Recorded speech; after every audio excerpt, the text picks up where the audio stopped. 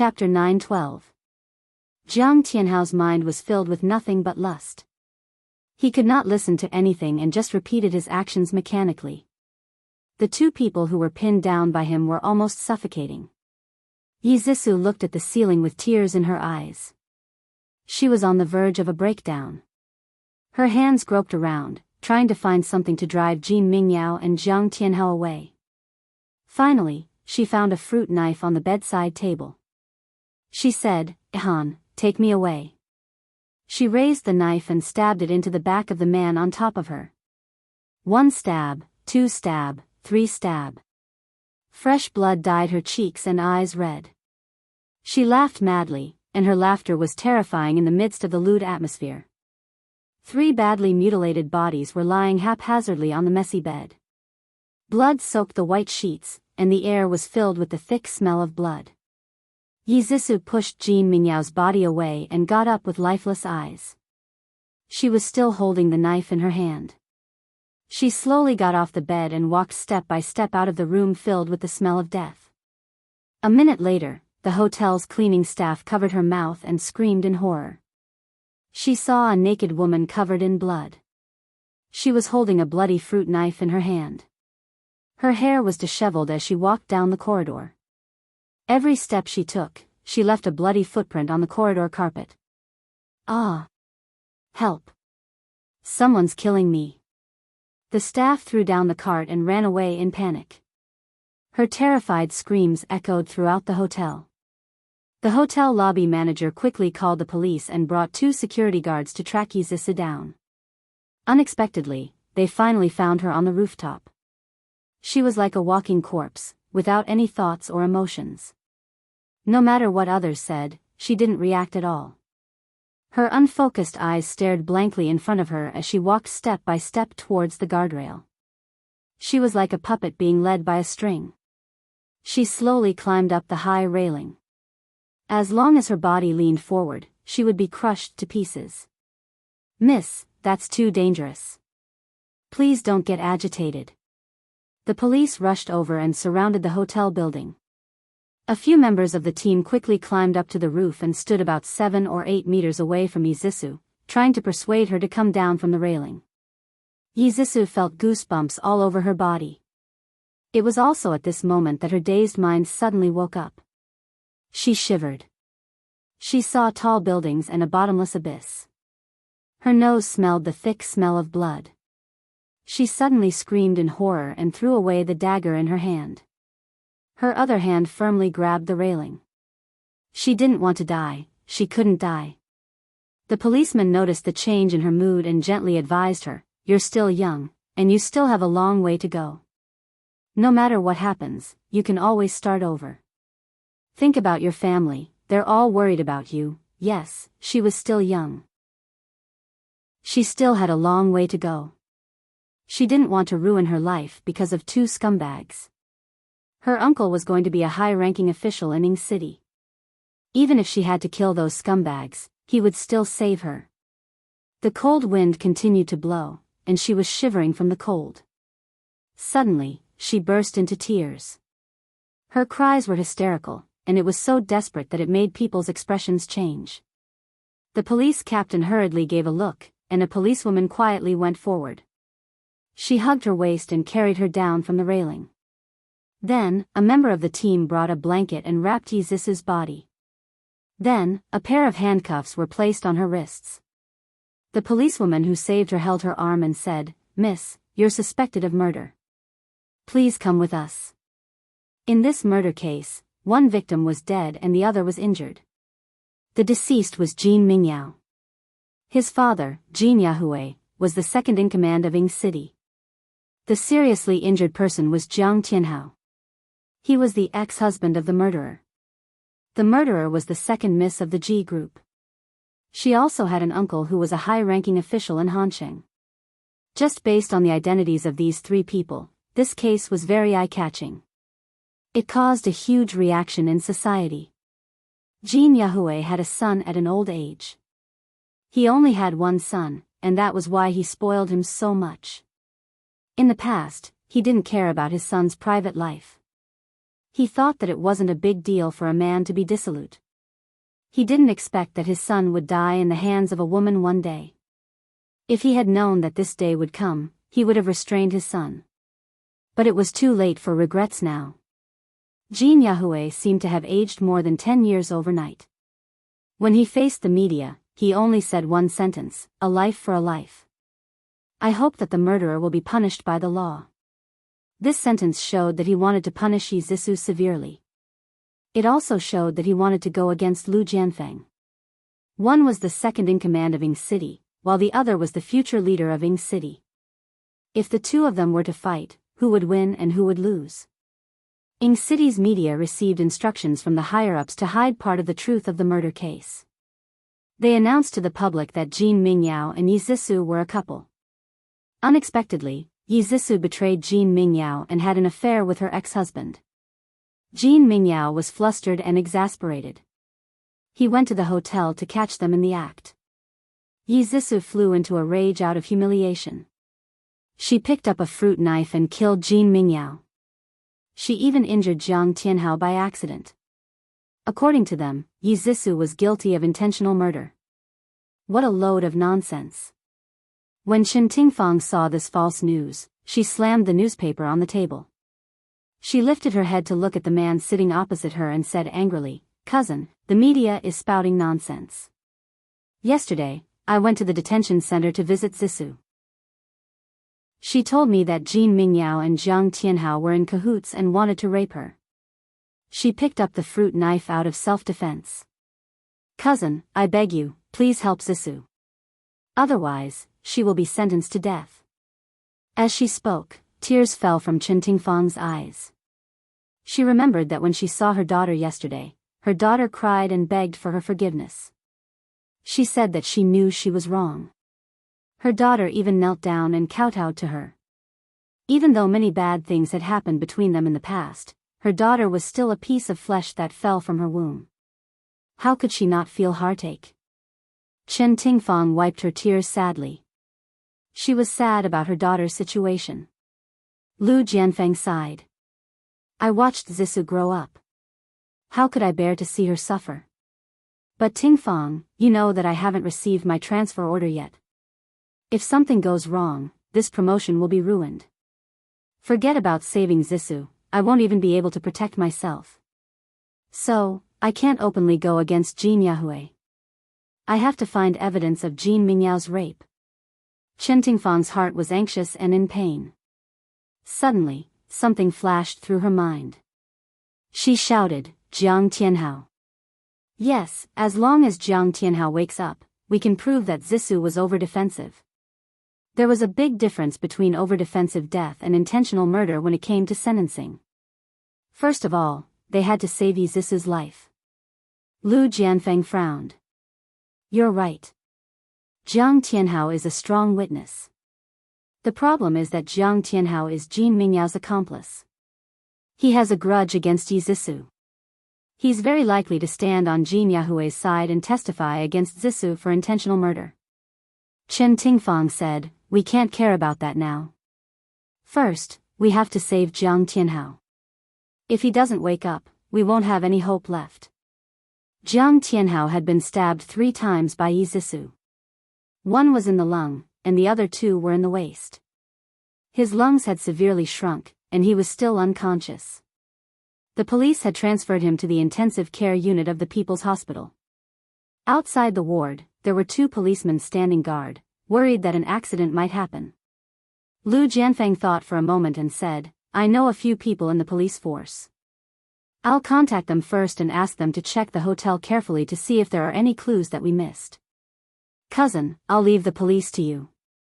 Cousin, I want to go to the hospital to check on Jiang Tianhao's condition. Even if Jiang Tianhao hadn't woken up yet, it was good to build a good relationship with his mother first. Okay, go ahead. Be careful on the road. If anything happens, contact me immediately. After Chen Tingfang left, Lu Jianfeng dialed a number. Xiao Wang, how are you? I'm old Lu. Oh, it's brother Lu. Long time no see. How have you been? Little Wang, I'm calling you today to talk about this. I have a niece who got into some trouble. Lu Jianfeng briefly explained the situation and made a request. He hoped to get Jean Mingyao's autopsy report. He also hoped that Xiao Wang could send a few team members to ask the hotel staff to see if they could find any new clues. On the other side of the phone, Captain Wang was silent for a moment and said, "Brother Lu, this matter is not easy to handle. The higher-ups are guarding it to the death. They don't allow the police to reveal any information about this case. Even I can't get all the case information because of insufficient authority." Lu Jianfeng's face sank. It seems that Jin Yahue has put pressure on the police station. If the other party destroyed the evidence of Jin Mingyao forcing Zissou and fabricated false evidence to prove that Zissou had a relationship with Jiang Tianhao, then things will be troublesome. Zissou will most likely be sentenced to death. Brother Lu, I'm sorry. It's not that I don't want to help you. It's just that my ability is limited. Lu Jianfeng forced a smile. It's okay, Xiao Wang. If you have any information, please let me know. Okay, no problem. If I know anything, I'll definitely let Brother Lu know. Lu Jianfeng contacted a few acquaintances. Everyone said that they couldn't do anything. He pinched his eyebrows. He couldn't believe that he couldn't win against Jin Yahue. If he was transferred to Ying City in the future, wouldn't he be suppressed by Jin Yahue? On one hand, it was Zissou's life. On the other hand, it was his own dignity. He was really unwilling to admit defeat. He paced back and forth in the living room, frowning. Finally, his gloomy eyes turned to a certain point. He suddenly had an idea. He decided to take a risk and catch them off guard. Welfare, Songshu 566. Chapter 913. Chen Tingfang bought a lot of fruits and supplements. She asked the chauffeur to take them to the hospital to visit Jiang Tianhao. As soon as she stepped into the ward, Yu Xiu rushed up and shouted at her, "What are you doing here? Get out of here." "Big sister Yu, I'm here to see Tianhao." "How is he doing?" Chen Tingfang lowered her stance and asked politely. "Who's your big sister?" Get lost, get lost. My son and I don't want to see you. There's no good in your Ji family. The old one killed my husband and the young one came to harm my son." Yu Xiu roared angrily. Her hands were not idle as she pushed Chen Tingfang hard. Chen Tingfang staggered back and almost fell. Chen Tingfang steadied herself with the help of the chauffeur. She took a deep breath and forced a smile. "Big sister Yu, listen to me. The most important thing now is to wake Tianhao up. It's useless to throw a tantrum now. Let's sit down and have a good talk." When Yu Xiu thought about how her son was still unconscious, her tears fell uncontrollably. She hated Yi Zissou to the core and her scarlet eyes stared fiercely at Chen Tingfang as she cursed, "You little slut raised by a whore, why should I have a good talk with you when you've caused my son to be in such a miserable state? Get out of here right now. I don't want to see you for even a second." Yu Xiu pushed Chen Tingfang out of the ward as she cursed. She threw all the supplements she bought at her and shouted, "Get out! Get out of here!" Many people heard the commotion and ran to the corridor to watch the show. Chen Tingfang was embarrassed to be stared at like a monkey in a circus show. Yu Xiu did not let her go. She pointed at Chen Tingfang's nose and said to the people around her, "Everyone, look. This is the mother of the murderer, Yi Zissou. Her good daughter not only fooled around with another man, abandoned my son, and even wanted to kill him. Chen Tingfang, do you think you can bribe my son with these supplements? Let me tell you, although we're poor, we have integrity. We won't be bribed by you." The onlookers pointed at Chen Tingfang and whispered among themselves. Some of them even talked about Chen Tingfang's past scandals. Yu Xiu received the support of the crowd and scolded even more vigorously. Even the ancestors of the Chen family and Ji family were scolded by her. The police officer in charge went out for lunch. When he came back, he found Yu Xiu cursing at the door of the ward. He scolded her, "What's going on? Is it appropriate for you to curse in the hospital?"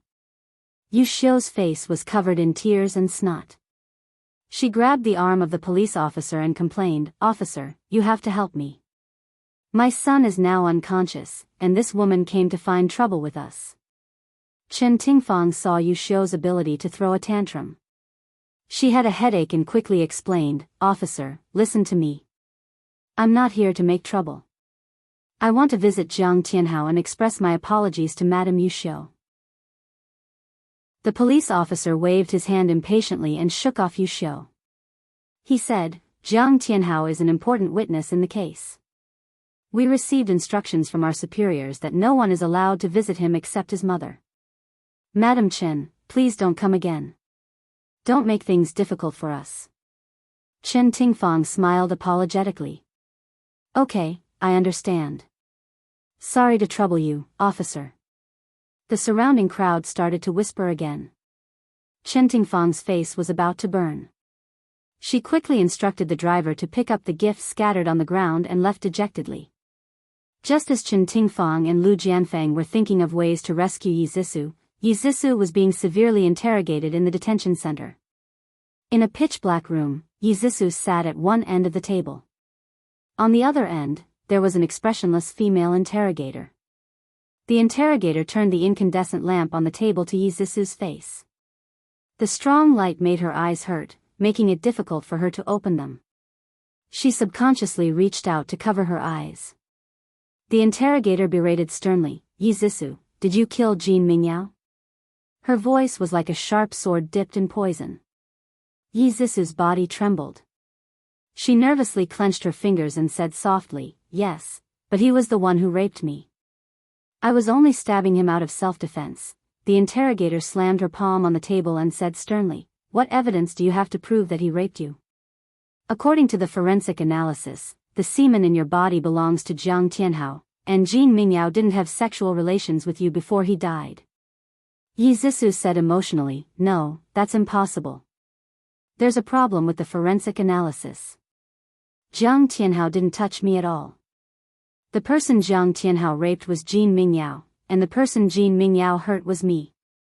The interrogator said coldly, "This is slander. You don't have any evidence to prove what you're saying. I advise you to quickly confess the truth and tell us how you committed the crime." Yi Zixu had been interrogated continuously for 24 hours, and the interrogators had changed several times. Since she was arrested, she hadn't closed her eyes or taken a sip of water. Now, she could barely open her eyes and her throat was almost smoking. She was about to break down. She shouted hoarsely, "I've already said it many times. Jin Mingyao raped me. I killed him out of self-defense. No matter how many times you interrogate me, my answer will be the same." "Is that so?" The interrogator suddenly sneered. She suddenly stood up and turned off the monitor. She walked up to Yi Zixu and said condescendingly, "It seems that you still don't understand what an interrogation is. I'll make you understand." After that, the interrogator pulled Yi Zixu up from her seat and kicked her hard in the waist, causing her to lie on the ground. Yi Zixu felt that her bones were about to break. She screamed in pain. The interrogator squatted in front of her and pinched her chin with her fingers, forcing her to look up. She said coldly, "If you don't want to suffer, then tell the truth. The reason you killed Jin Mingyao was that he found out that you were having an affair with Jiang Tianhao." Yi Zixu's eyes were full of hatred. She said angrily, "You're forcing a confession. I want to file a complaint. I want to see my lawyer." The interrogator laughed as if she had heard a funny joke. "File a complaint? See your lawyer? Miss, you're really naive. If you don't confess your crimes, don't even think about going anywhere. You can't do this to me. My uncle is Lu Jianfang. He won't let you off. Oh, I'm so scared. He's a high-ranking official in Hansheng. But I'm just doing things according to the law. What can he do to me?" The interrogator's expression changed. She suddenly said sternly, "Yi Zixu, hurry up and confess. Why did you kill Jin Mingyao? Did he find out about your affair with Jiang Tianhao?" "No." Another round of interrogation began. Yi Zissou experienced a series of cruel treatments such as being beaten, interrogated, splashed with cold water, interrogated, electrocuted, interrogated, and so on. Her consciousness became more and more blurred. Her body was tormented by fatigue and pain. Her spirit was almost at its limit. But no matter how she was treated, she only had one answer. No. No. She had to persevere to have a chance of survival. It was late at night. This was destined to be a difficult night to sleep. In the dark room, it was so quiet that not a sound could be heard. The person wrapped in the quilt curled up into a ball and was entangled in a nightmare. Jingjing, happy birthday. This is my sister, Yuchi. Sister Yuchi, it's nice to meet you. In the dream, there were people whispering in Ji Yuchi's ear. Some were laughing, and some were singing happy birthday songs. It was noisy and lively. Suddenly, roses in full bloom appeared in front of her eyes. She heard the devil's voice. Only this delicate red rose is worthy of your beauty. Many people toasted her. She knew them and didn't know them. She couldn't refuse. Her head was dizzy as she lay in Yi Zissou's arms. She heard Yi Zissou's muffled laughter.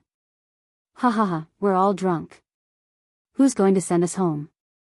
She was carried up in a broad embrace and a warm breath. She leaned in his arms and murmured, "Hubby, my head hurts. I want to go home." "Okay, let's go home." Jiang Tianhao's enlarged handsome face suddenly appeared in front of her eyes.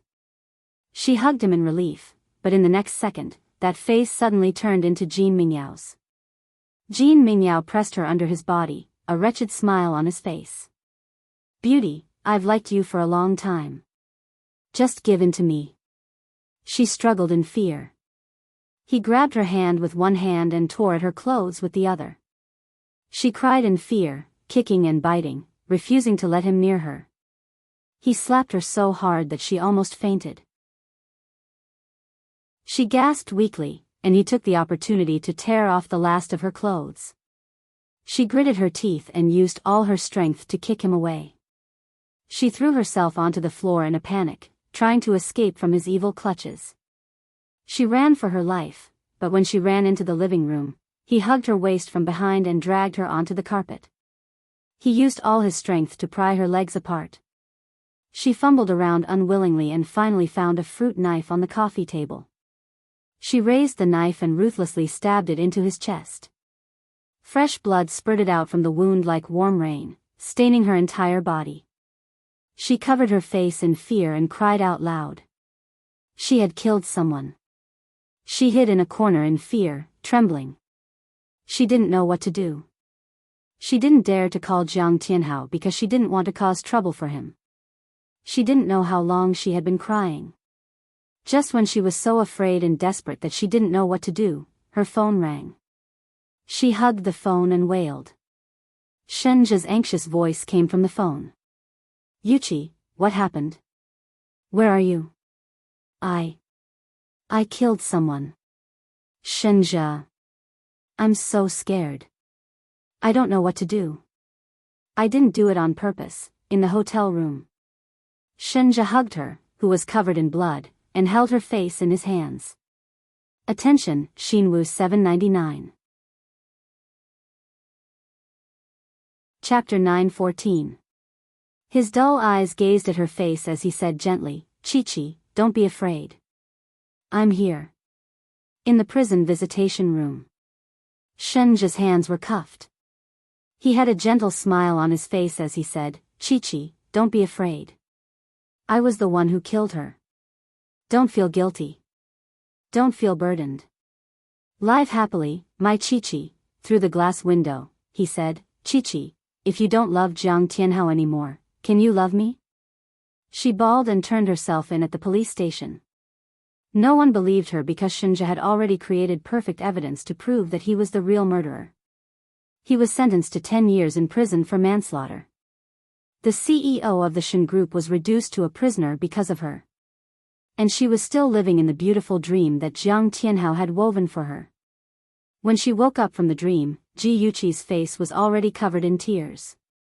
She bit the back of her hand and cried bitterly. This nightmare was a replay of what had happened to her in her previous life. It dug out the most painful wound in her heart and showed it to her. She had hurt Shinja once again. The thing that she could not forgive herself for the most was that she had failed to stop Shinja from taking the blame for her. Suddenly, she really wanted to see him.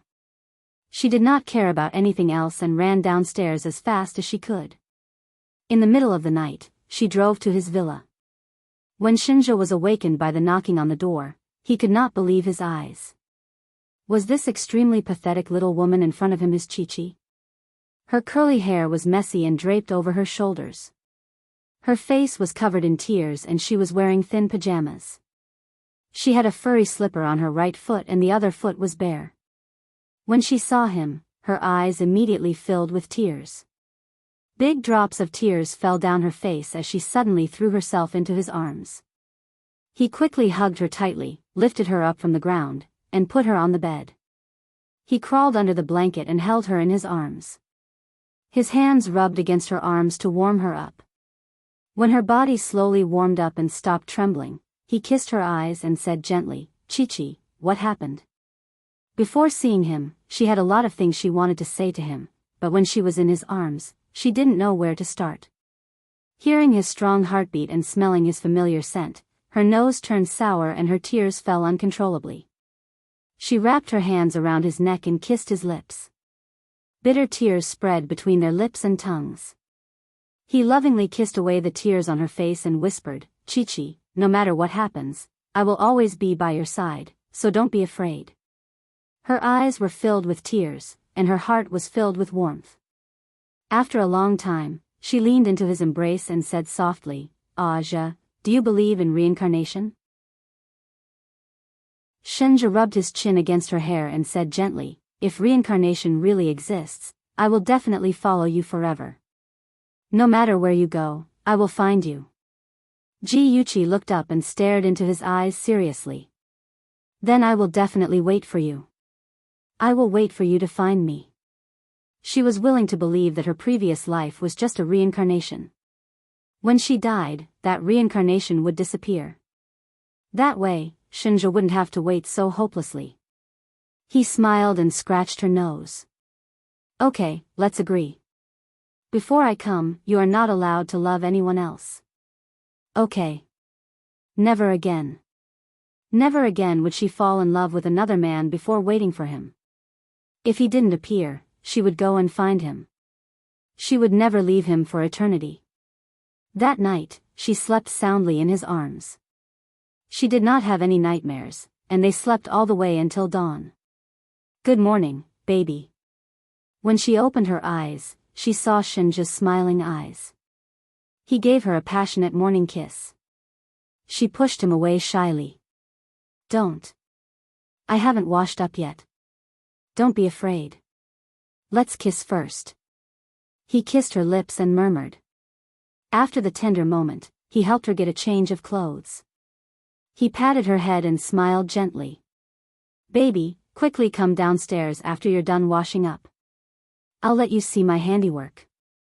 "Okay." Ji-Yuchi smiled happily and sat up. As she was putting on her shoes, she saw a pair of brand new slippers. She couldn't help but think of her sorry state last night and the slipper she had lost at some point. Her cheeks burned, and she quickly put on her shoes. Then, without looking at Shinja, she ran into the bathroom like a wisp of smoke. Shinja looked at the little woman who ran away in a hurry like a frightened rabbit. He shook his head in amusement and bent down to pick up the change of clothes. He walked briskly to the bathroom door and gently knocked. He chuckled and said, "Chi-Chi, you forgot to take your clothes." Ji-Yuchi opened the door and reached out to take the clothes. She stuck out her tongue embarrassedly. "Thank you. Silly little thing." Shinja smiled and rubbed her hair. "Go on. I'll wait for you downstairs." The morning sun shone through the huge glass wall and shone into the clean dining room. The two of them sat at a long European-style dining table. On the table was a Western-style breakfast with ham, fried eggs, toast, mellow milk, and an exquisite fruit cake. The atmosphere was very warm. They ate elegantly and occasionally whispered a few words. Both of them had a warm smile on their faces. They were like an old couple who had been together for many years and were full of tacit understanding. After the beautiful breakfast time, Ji-yuchi took advantage of the warm atmosphere to confess to Shinja what she had done. After hearing her words, Shinja's handsome face turned as red as the bottom of a pot. He gritted his teeth and said, "You knew that Jiang Tianhao and Yizisu were trying to harm you, but you still went with Yizisu to the birthday party?" Shigegai nodded. "Yes." He glared at her and said fiercely, "What did you promise me? You won't put yourself in danger again. Did you even take my words to heart?" She tugged at his sleeve pitifully. "Ja, don't be angry. I'll be fine. I already knew about their tricks, so I beat them at their own game. Otherwise, I wouldn't have put myself at risk. Besides, Qing Sang has been secretly protecting me. No one can hurt me." That night, she pretended to be drunk and was taken to the hotel by Yizisu. After she knocked Jiang Tianhao out, she fed him medicine and stuffed him under the bed. Then, she put the fruit knife on the bedside table and asked Qing Sang to help install the surveillance cameras and design all the links. This led to the tragedy of Broken Chrysanthemum, full of wounds, and led Yizisu to the path of crime. Shinja pinched her cheek fiercely and said through gritted teeth, "One day, I'll be angered to death by you. Can't you be a little more obedient?" Ji-yuchi hugged his neck and said coquettishly, Ja, after I deal with those people, I'll listen to you and won't mess around anymore." He hugged her and smiled bitterly. "Why do I feel like I'm raising a daughter? A rebellious daughter and a troubled father. Chi-Chi, your father must be having a hard time." He didn't dare to imagine what would happen if her plan went wrong and those bastards hurt her. He really couldn't let his guard down for a moment. He had to watch over her all the time in the future. Ja, I love you." Ji-yuchi held his cheeks and said sweet words shamelessly to divert his attention. Her beautiful eyes looked at him expectantly. Her beautiful cheeks were tinged with a faint blush. She was acting coquettishly. Even if his heart was made of stone, it had already melted. However, he still hardened his heart and said, "It's useless to say that I love you. I'm still angry." Ja, I love you." She climbed on top of him and kissed his cold lips with a pout. Seeing that his face was still dark, she continued to kiss him. Every time she kissed him, she would say, "I love you," and she would say it in a different language. English, Japanese, Korean, Italian. In order to please young Master Shen, Ji-yuchi racked her brains and said all the languages she knew. In the end, Shinja finally lost to her. He kissed her fiercely and planted strawberries all over her neck. With a dark face, he said, "Do you still dare to do it in the future?" She grabbed the clothes in front of his chest and blinked pitifully. "I don't dare anymore." Shinja ruffled her hair hard and finally let her go. Although Shinja said that he was angry, he was already thinking about how to deal with the aftermath. The two of them analyzed the situation and felt that even if Jiang Tianhao woke up, he would not implicate Yuchi in order to protect himself. Otherwise, he would have an additional charge of seduction and rape. Therefore, in order to clear his name, he would most likely stand on Jin Yahue's side and admit that he had an affair with Yizisu.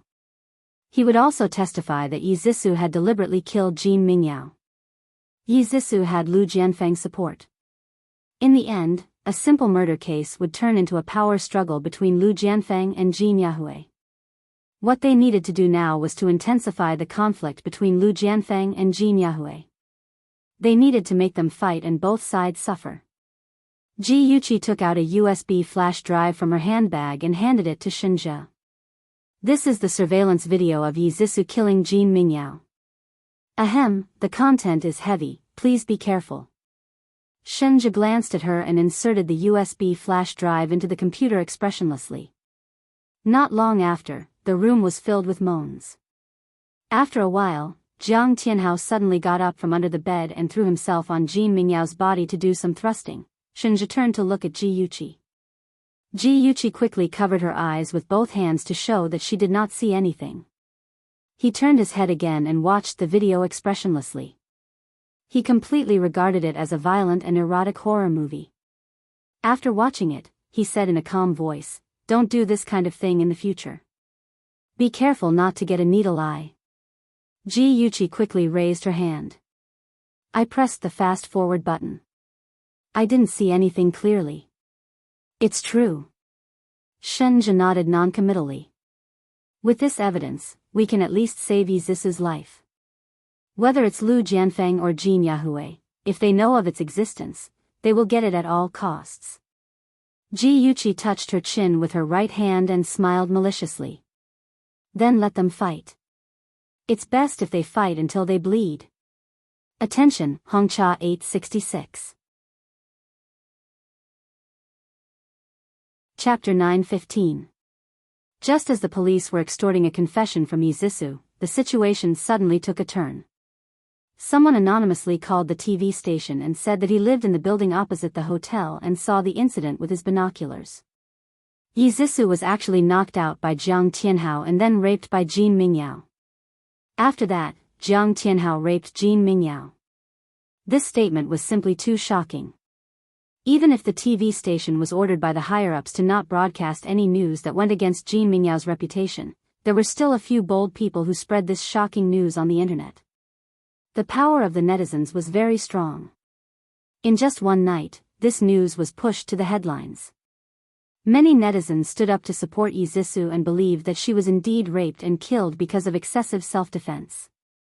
There were also people who revealed that Jin Mingyao was a womanizer and had improper relationships with many women. They even said that he had once raped an underage prostitute. There were even people who questioned why the mainstream media did not objectively report the murder case and instead stood on Jin Mingyao's side. That person sharply pointed out that there was only one answer, and that was Jin Mingyao's father, Jin Yahue, who was manipulating things behind the scenes. Jin Yahue abused his power for personal gain and was unworthy of the title, public servant. As the matter blew up, Jin Yahue was pushed into the limelight. On the other hand, Yizisu's backer, Lu Jianfeng, remained silent and almost made people forget about his existence. Chen Tingfang looked at the heated discussion on the internet and said uneasily, "Cousin, is this really going to work?" The mainstream media still did not speak up for Zisu. Will Jin Yahue continue to suppress news that is unfavorable to Jin Mingyao? Lu Jianfeng said in a deep voice, "Of course, this is not enough. Next, I will take out evidence of Jin Yahue abusing his power for personal gain and bending the law for personal gain. I will let the higher-ups notice him and investigate his background. Let's see how long he can be arrogant." Having been in the officialdom for many years, Lu Jianfeng naturally had some connections. He went around collecting evidence of Jin Yahue's crimes, wanting to pull him down. This way, Jin Yahue would no longer be able to interfere with Zisu's case. Although the method was a little roundabout, it was the most effective. Recently, Jin Yahue had been overwhelmed by the news on the internet. He guessed that someone was adding fuel to the fire behind the scenes, trying to oust him from his position. However, he couldn't back down. If he backed down, his dead son would have to bear the infamy. He had to make Yizisu pay for his son's life. He asked his subordinates to contact all the major websites and asked them to quickly delete those unfavorable comments about him. He also called his former leaders to explain the whole story and said that he was absolutely innocent to gain their support. Just as he was getting tired of dealing with them, he received a mysterious email. The content of the email was very brief. "I'm an eyewitness. I know the whole truth." Jin Yahue's expression changed and he immediately replied, "Why should I believe you?" About 10 minutes later, the other party sent an email with no content, only a video. He clicked on the video. The playback wasn't smooth, and it was very choppy. However, he could clearly see that it was indeed his son raping Yizisu. Halfway through the video, a man suddenly popped out from under the bed. At this moment, he suddenly heard a click, and the video turned pitch black. No matter what he did, he couldn't continue playing the video. What happened after that? Jin Yahue's mind was full of questions. Even though he knew that the other party was deliberately baiting him, he still replied, Who are you? What's your motive? This time, the other party replied very quickly, it's very simple. I want you to let Yizisu off. Jin Yahue frowned and his mind raced. If the other party wanted to let Yizisu off, then he must be someone who knew Yizisu. Ji Bowen was just a businessman and Yizisu was his stepdaughter. He wouldn't go to such lengths for her. Could it be Yizisu's uncle, Lu Jianfeng? Jin Yahue connected the dots and thought about it seriously. Suddenly, everything became clear. According to the gossip from his colleagues, Lu Jianfeng was about to be sent to Ying City. That meant that he had a reason to target him. Firstly, he wanted to save Yizisu. Secondly, he wanted to pave the way for him to come to Ying City and get rid of him. He gritted his teeth and replied, "Are you the one who targeted me on the internet?" After waiting for nearly half an hour, the other party slowly replied with 2 words, "No." No? Of course not. It must have been him. Jin Yahue had already assumed that the person on the other end of the computer was Lu Jianfeng. He quickly typed, "Change your condition. I can give you anything you want." The other party replied, It seems like you don't have the sincerity to negotiate with me. Then let this video go viral. Aren't you curious about what happened after the video? What happened after the video? Could it be that the rumors on the internet were true?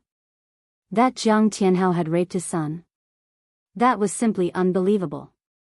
However, if that was the case and the video was leaked, his son would die without dignity. How could he, as an official, show his face? Jin Yahue's face was ashen. He hesitated for a long time before replying, "Let me think about it." The other party replied quickly, "Okay, 2 days. After 2 days, I will let you and your son's reputation fall to rock bottom. Lu Jianfeng, you and I are irreconcilable." Jin Yahue was furious. He slammed his palm on the table, causing the cup on the table to fall to the ground and shatter into pieces. What Jin Yahue didn't know was that when he opened the other party's email, the complete video of the rape had been injected into his computer by a virus and stored on the E-drive. On the other side, Chen Tingfang also received an email. There was also an incomplete video in the email. The person who sent the email wrote, "I found this video when I was helping someone repair their computer. I was shocked at the time, so I secretly saved it. Unfortunately, the video was injected with a virus. Halfway through the video, it will be automatically destroyed. Even I can't restore it. After I found out the truth, I was very hesitant. I didn't know if I should stand up for you. However, when I thought of an innocent woman being raped, falsely accused, and even sentenced to death, my conscience was condemned. I couldn't stay silent anymore, so I sent the video to you. I hope you can help Miss Yi." Chen Tingfang's body trembled as she watched the video.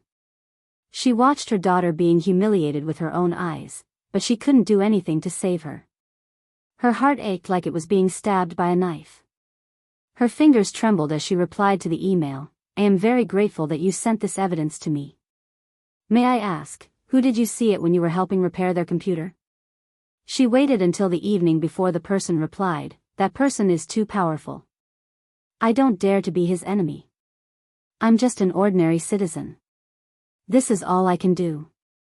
I'm sorry. It doesn't matter. I'm still very grateful to you." Chen Tingfang's whole body leaned on the soft chair. Her eyes stared blankly at the computer screen. In her heart, she already had the answer. It must be Jin Yahue.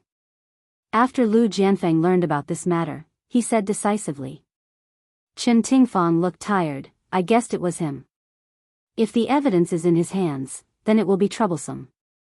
He will definitely destroy it." Lu Jianfeng's face was calm. His fingers gently tapped the back of the chair and said, "Even if there is only a glimmer of hope, we can't give up." Chen Tingfang hurriedly asked, "Cousin, do you have any good ideas?" "I know a very powerful hacker. Let him hack into Jin Yahue's computer and see if he can find the complete video." Lu Jianfeng frowned slightly. Actually, there was another way, and that was to hack into Jin Yahue's home to look for possible evidence. However, the risk was too great. If the matter was exposed and he was implicated, then his career would be over.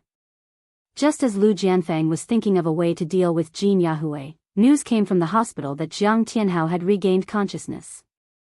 This news immediately caused a sensation. Many media reporters blocked the entrance of the hospital, wanting to interview Jiang Tianhao. However, they were all stopped by the police guarding him outside the door. The criminal police in charge of the case also rushed to the hospital immediately to ask about the case. Jiang Tianhao was still very weak. His face was as pale as a sheet of paper. After he woke up, he found out about the progress of the case from Yu Xiu. He immediately chose the statement that was most beneficial to him. Facing the police officer who was taking down his statement, he slowly said, "On the night of the incident, Yi Zisu asked me to meet and said that she wanted to talk to me. After all, we were husband and wife, so I agreed. When I rushed to the hotel, I found that she seemed to be drunk. She hugged me and refused to let go. She even said that she wanted to remarry me. I couldn't control myself and had sex with her." The police officer asked, "When you had sex with her, did you know that she was dating Jin Mingyao?" The police officer's words were very tempting. Jiang Tianhao followed his direction and replied, "I didn't know. She didn't mention it to me." "What happened after that?" "When we were having sex, Jin Mingyao suddenly appeared. He scolded Yi Zisu and said that she was IB*TCH. He said that she was already in a relationship with him and was still seducing another man. I was stunned at the time and didn't know what was going on. Yi Zisu suddenly jumped up and got into an argument with Jin Mingyao. Jin Mingyao slapped Yi Zisu. Yi Zisu grabbed a fruit knife from the bedside table and stabbed Jin Mingyao in the back. I was scared out of my wits and wanted to separate them. When I ran up to stop them, Yi Zisu suddenly stabbed me with the knife. After that, I fainted." "Did you see Yi Zisu kill Jin Mingyao with your own eyes?" "I saw her stab him many times, but I wasn't sure if he was still breathing because at that time, I was already unconscious." The police officer asked a few more questions, and Jiang Tianhao answered them one by one. In short, not only did he clear his name, but he also cleared the suspicion of Jin Mingyao's rape and pushed all the blame onto Yi Zisu. Beauty novel, Songshu 566. Chapter 9:16. With Jiang Tianhao's testimony, Jin Yahui heaved a sigh of relief. But at the same time, he was worried about the video. If the video were to be leaked, all his efforts would have been in vain. Did he really have to let Yi Zisu go? He couldn't take it lying down. Jin Yahui was hesitant and extremely annoyed. Lu Jianfeng had already bribed a hacker to hack into Jin Yahui's computer. Sure enough, he found the video on his computer, as well as some evidence of his corruption. Lu Jianfeng was extremely excited. He sorted out the evidence he had collected, wrote a report letter, and mailed it to the relevant department anonymously. Also, he asked Chen Tingfang to contact Jin Yahui directly and threaten him with the video to let Yi Zisu go. Over the phone, Chen Tingfang went straight to the point. "Mr. Jin, we all know the truth about my daughter killing your son. I don't want to blow things up, so I'm giving you one last chance. Let my daughter go. Otherwise, I don't mind fighting to the death." Jin Yahui said coldly, "So it was you who used the email to threaten me. If I listen to your arrangements and let Yi Zisu go, what if you go back on your words and spread the video, ruining my son's reputation?"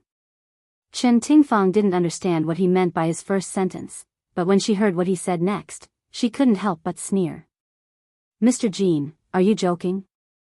Even if my daughter was overly defensive, she still killed someone. She'll be in jail for at least a few years. You're so resourceful that it's easy for you to make her die quietly in jail. Since my daughter is in your hands, how would I dare to act rashly and spread the video?" So, not only could the video be used to threaten Jin Yahui, it was also Zisu's amulet. Chen Tingfang had to make good use of it. Jin Yahui gritted his teeth and said with a sullen face, "You're right. If you dare to go back on your words, I won't let you off. Don't worry, I'm not that stupid. My daughter is still suffering in the detention center. I want you to clear her name as soon as possible. I'll deal with it as soon as possible. Remember your promise.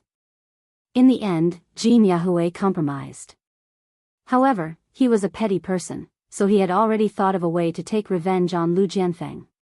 For the past few days, the people of Ying City saw the news of Yi Zissou killing people when they opened their eyes.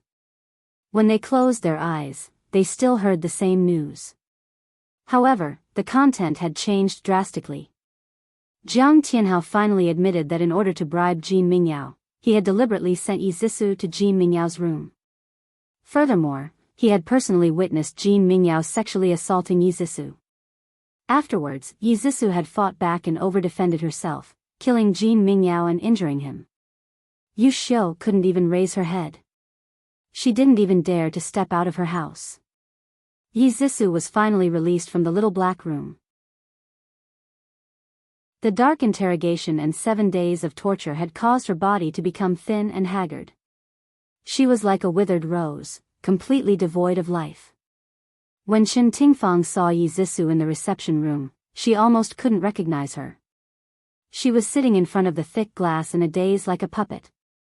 Her pale face still had scars that hadn't healed. It was obvious that she had been violently treated in the detention center. Chen Tingfang's heart ached so much that tears streamed down her face.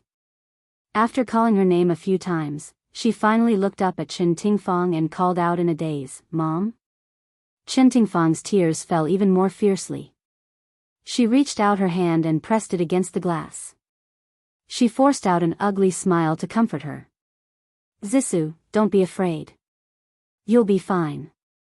Mom and Uncle are trying to think of a way for you."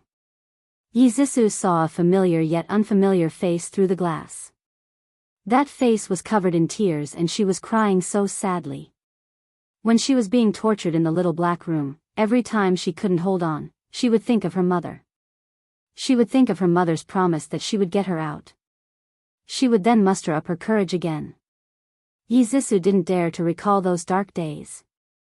She slowly reached out her right hand and pressed it against Chen Tingfang's hand. She said in tears, "Mom, I'm sorry. I was wrong in the past. I won't go against you again. Mom, I love you." Chen Tingfang burst into tears. "Zissou, Mom loves you too. You'll be fine. You must hold on. Mom, don't cry." Yi Zissou reached out her hand and wanted to wipe the tears from her face. However, she couldn't touch her face through the glass. Chen Tingfang's heart ached when she saw this. She cried even more sadly. "Mom, don't cry. If you cry again, your eyes will swell." Yi Zissou wanted to laugh, but more tears fell. "Mom, when I get out, I will be filial to you. Mom, if you're not happy now, divorce Uncle Ji. Don't fight anymore." After this, Yi Zissou completely thought it through. No matter how much money she had, she couldn't bring it with her when she was born, and she couldn't bring it with her when she died. It was better to live happily. Unfortunately, she understood it too late. What awaited her was a few years of prison life. In the end, Yi Zissou was sentenced to 5 years in prison for excessive self-defense and murder. Jiang Tianhao was an accomplice to the rape and was also sentenced to 5 years in prison. After Yi Zissou was transferred to the women's prison, Ji Bowen visited her and told her to reform herself and turn over a new leaf. Yi Zissou was both grateful and guilty. Her eyes reddened as she said, "Uncle Ji, I've done a lot of wrong things in the past. I'm really grateful that you're still willing to visit me. I wrote this letter to Sister Yuchi. Please help me pass it to her." It was a letter of apology. It could be said that it was written with sincerity, making those who read it cry and those who read it feel sad. However, Ji Yuchi read it expressionlessly and didn't say anything. She directly threw it into the trash can. Without saying a word, she turned around and went upstairs. Just as she took a step, her tears fell. She clenched her fists tightly and said in her heart, "My baby, Mom has finally avenged you. That evil woman who harmed your life has finally received the punishment she deserves." Ji Bowen looked at his daughter's lonely and proud back view and sighed helplessly. Some injuries left scars that could never be healed. Lu Jianfeng used a business trip as an excuse to rush from Hanqing to Ying City to deal with Yi Zisu's case. After her case was settled, it was time for him to return to Hanqing. When Chen Tingfang sent him to the car, he looked at her deeply with a hint of reluctance hidden in the depths of his eyes. In the end, he raised his hand and stroked the hair by her ear just like he did when he was younger. His fingers inadvertently brushed against her cheek, and his deep voice had a different kind of warmth. Tingfang, I'm leaving. Take care of yourself. Chen Tingfang smiled and said reluctantly, okay, you take care too. Cousin, I don't know when I'll see you again. Lu Jianfeng couldn't help but hug her and whispered, soon. When I'm transferred to Ying City, you'll be able to see me anytime. She patted his waist gently with her right hand and smiled. Okay, I'll be waiting for you. Cousin, be careful on the road. The woman in his arms was already old. She wasn't as young and beautiful as she was when she was young, but in Lu Jianfeng's eyes, she would always be the little girl in his arms. He tightened his arms and slowly let go of her. In a gentle voice, he said, Zisu is right. If you're not happy, divorce Ji Bowen. I can still afford to raise you. Chen Tingfang pouted coquettishly. I'm already the child's mother. How can I let cousin raise me and become a joke to others? Lu Jianfeng's deep eyes gazed into her eyes. His lips moved slightly, but in the end, he didn't say anything. He only pressed his broad palm on her head and said in a low voice, I'm leaving. Take care. The car slowly drove out of the Ji residence. Chen Tingfang stood at the gate of the courtyard and looked in the direction of the car. She smiled faintly. After Lu Jianfeng got into the car, he leaned against the back of the seat and closed his eyes to rest. The car sped along and soon drove up the mountain road. He felt that the car was getting faster and faster, and he felt uncomfortable. He opened his eyes and looked at the driver in the front seat. He said lightly, Xiao Yang, drive slower. Xiao Yang's forehead was covered in cold sweat. He looked at Lu Jianfeng through the rearview mirror and said nervously, Minister Lu, the car's brakes are broken. Lu Jianfeng's heart tightened. He quickly straightened his body and said in a deep voice, Don't panic. Stay calm. Pay attention to the road ahead and control the steering wheel. Xiao Yang was an experienced driver who had been with him for 3 years. If even he was panicking, it meant that the situation was very dangerous. Sure enough, Xiao Yang gritted his teeth and said, I've already tried to reduce the speed, but it didn't work.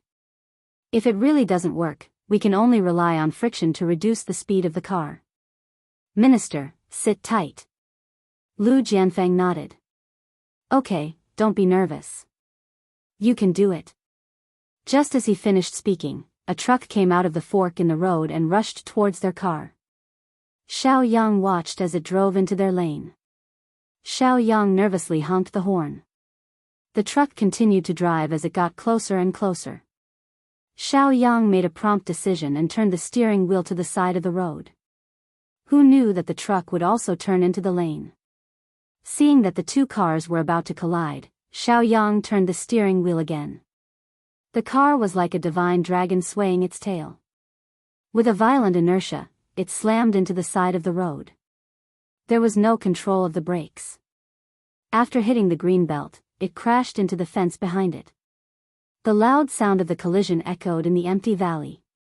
The front of the car was smashed into the green belt and was dented. It was hard to imagine the situation of the people sitting in the car. The truck driver saw that the situation was bad and had already driven away. In the narrow car, after the windshield was smashed, the debris scattered everywhere. Xiao Yang's body was covered in cuts and blood. He hung his head and leaned against the back of the seat, motionless. No one knew if he was dead or alive. Lu Jianfeng, who was sitting in the back, had his arms and legs cut by the glass. At the same time, his head hit the front seat and was in a semi-conscious state. He struggled to open his eyes and called out Xiao Yang's name with a hoarse voice. There was no response for a long time. In the end, he struggled to take out his phone and called the emergency number. Attention, Shinwoo 799. Chapter 9:17. Director Jean, I've already gotten someone to do what you've instructed. It's done cleanly, and there won't be any traces left behind. Jean Yahoo chuckled, very good, little Lee. With you in charge, I'm assured. The person on the other end of the phone tried to curry favor with him before hesitantly asking, what about the bid for the land in the east of the city? Don't worry, I'll handle it. Alright, that's all. I have a meeting now. Alright, Director Jean. You're busy. Jean Yahoo hung up the phone. Under his smiling eyes, there was a hidden cold hatred. He purposely got someone to create a car accident. Even if he couldn't kill Lu Jianfeng, he would at least cripple him. A series of knocks on the door interrupted his reverie. 2 men in black suits walked in expressionlessly. Jean Yahoo, someone reported you for corruption and bribery. Please come with us for investigation. Jean Yahoo's heart thumped. He immediately smiled and said, the 2 of you, are you mistaken? How could I possibly do such a thing? Is there a mistake? Please come with us to the Commission for Discipline Inspection. The 2 men showed no mercy as they walked to his left and right to prevent him from running away. Jean Yahoo's face was ashen. Would he be able to walk out safely after entering the Commission for Discipline Inspection? Just as Lu Jianfeng had planned, Jean Yahoo was interrogated. As for himself, he was also attacked by Jean Yahoo. He suffered a slight concussion, a broken arm, and a serious cut on his leg. He would have to be hospitalized for at least half a month. His driver, Little Wang, was seriously injured. He was lying unconscious in the ICU, and no one knew if he could wake up. When Chen Tingfang found out that he was in a car accident, she immediately rushed to the People's Hospital. When she saw the man wrapped up like a mummy on the bed, she couldn't help but cry. Cousin, it's all my fault. If I didn't ask you to come to Ing City, you wouldn't have gotten into a car accident. Lu Jianfeng really wanted to wipe away her tears, but Ji Bowen was also present. He only raised his hand slightly and comforted her. Tingfang, don't blame yourself. No one can say for sure whether it's a natural or man-made disaster. My injuries aren't that serious, and I'll get better soon. Ji Bowen patted Chen Tingfang's shoulder to comfort her. Chen Tingfang said with reddened eyes, Cousin, have you informed cousin-in-law about your injury? Not yet. You know how hot-tempered she is. I'm afraid that she and Lil Hao will be worried. I plan to wait until my injuries are better before informing her. That's good too. Lil Hao is about to take the college entrance exam. At this critical juncture, it's best not to distract him. Chen Tingfang picked up an apple and said while peeling it, Cousin, I've been taking care of you in the hospital these days. Whatever you need or want to eat, just tell me. Don't be shy. Lu Jianfeng gently smiled. Just hire a caretaker. Bowen will have an opinion if you take care of me personally. Ji Bowen smiled. Department head Lu, you must be joking. You're Tingfang's cousin, which means that you're my cousin as well. How can I have an opinion if she takes care of you? Lu Jianfeng joked, you're still saying that you don't have an opinion? We're family, so why are you being so polite and calling me department head Lu? Ji Bowen awkwardly smiled. I'm used to it. I haven't changed it yet. Please don't take it to heart. The 3 of them chatted for a while and tacitly did not mention anything about the past. The atmosphere was still harmonious. Half an hour later, Ji Bowen had something to do in the company and left first. Chen Tingfang went home to make soup for Lu Jianfeng and also left. Lu Jianfeng was the only one left in the huge ward, which made him feel a little lonely. He stared at the ceiling and sighed heavily as he thought of something. Lu Jianfeng's right hand was fractured and covered in a thick cast. He couldn't eat and wanted to use his left hand. Chen Tingfang rebuked, it's inconvenient to eat with your left hand. Let me feed you. An uncomfortable expression appeared on his handsome face. He coughed and said, that's not good. I'll do it myself. As he spoke, He picked up the spoon with his left hand and awkwardly scooped up a spoonful of rice. Chen Tingfang quickly snatched the spoon from his hand. "You're my cousin. What's there to be embarrassed about? Let me feed you." She sat beside him and brought the spoon to his mouth. She smiled. "Come, open your mouth." Lu Jianfeng didn't know whether to laugh or cry. Her tone sounded like she was coaxing a child. Although he felt a little uncomfortable, he still held the spoon and swallowed the mouthful of rice. The two of them were very close. He could clearly smell the faint fragrance on her body. She fed him spoonful by spoonful and wiped the corners of his mouth with a tissue from time to time. Her expression was very gentle and her gaze was very focused. Lu Jianfeng's muscles gradually tightened and a complicated emotion flashed across his deep eyes. After finishing the bowl of rice, his back was drenched in sweat. Chen Tingfang saw the sweat on his forehead and naturally touched it with her finger. She said softly, "Cousin, why are you sweating? I'll get some hot water to help you wipe it." Lu Jianfeng pressed her hand and said in a dry voice, "No need. You've been out for a long time. Go back early." Chen Tingfang's expression darkened and her tone was bleak. "There's nothing to do even if I go back. Facing the empty big house, there's no one to talk to. Zissou isn't here either. Just thinking about it makes me sad. It's better to stay here and accompany cousin." There was a hint of heartache in his eyes and he tightened his grip on her hand. "Since you're unhappy, why do you have to suffer?" She smiled bitterly and shook her head. "Cousin, I'm not willing to give up just like that. I've worked so hard for him for so many years, and I have nothing to say if I can't compare to his dead wife. However, I can't even compare to his child. He only treats me as a nanny of the Ji family. He only said that I'm heartless and hurt his child, but why didn't he ask me why I became like this? It's all Ji Bowen's fault." The heartache in his eyes deepened, and he couldn't help but reach out to stroke the hair by her ear.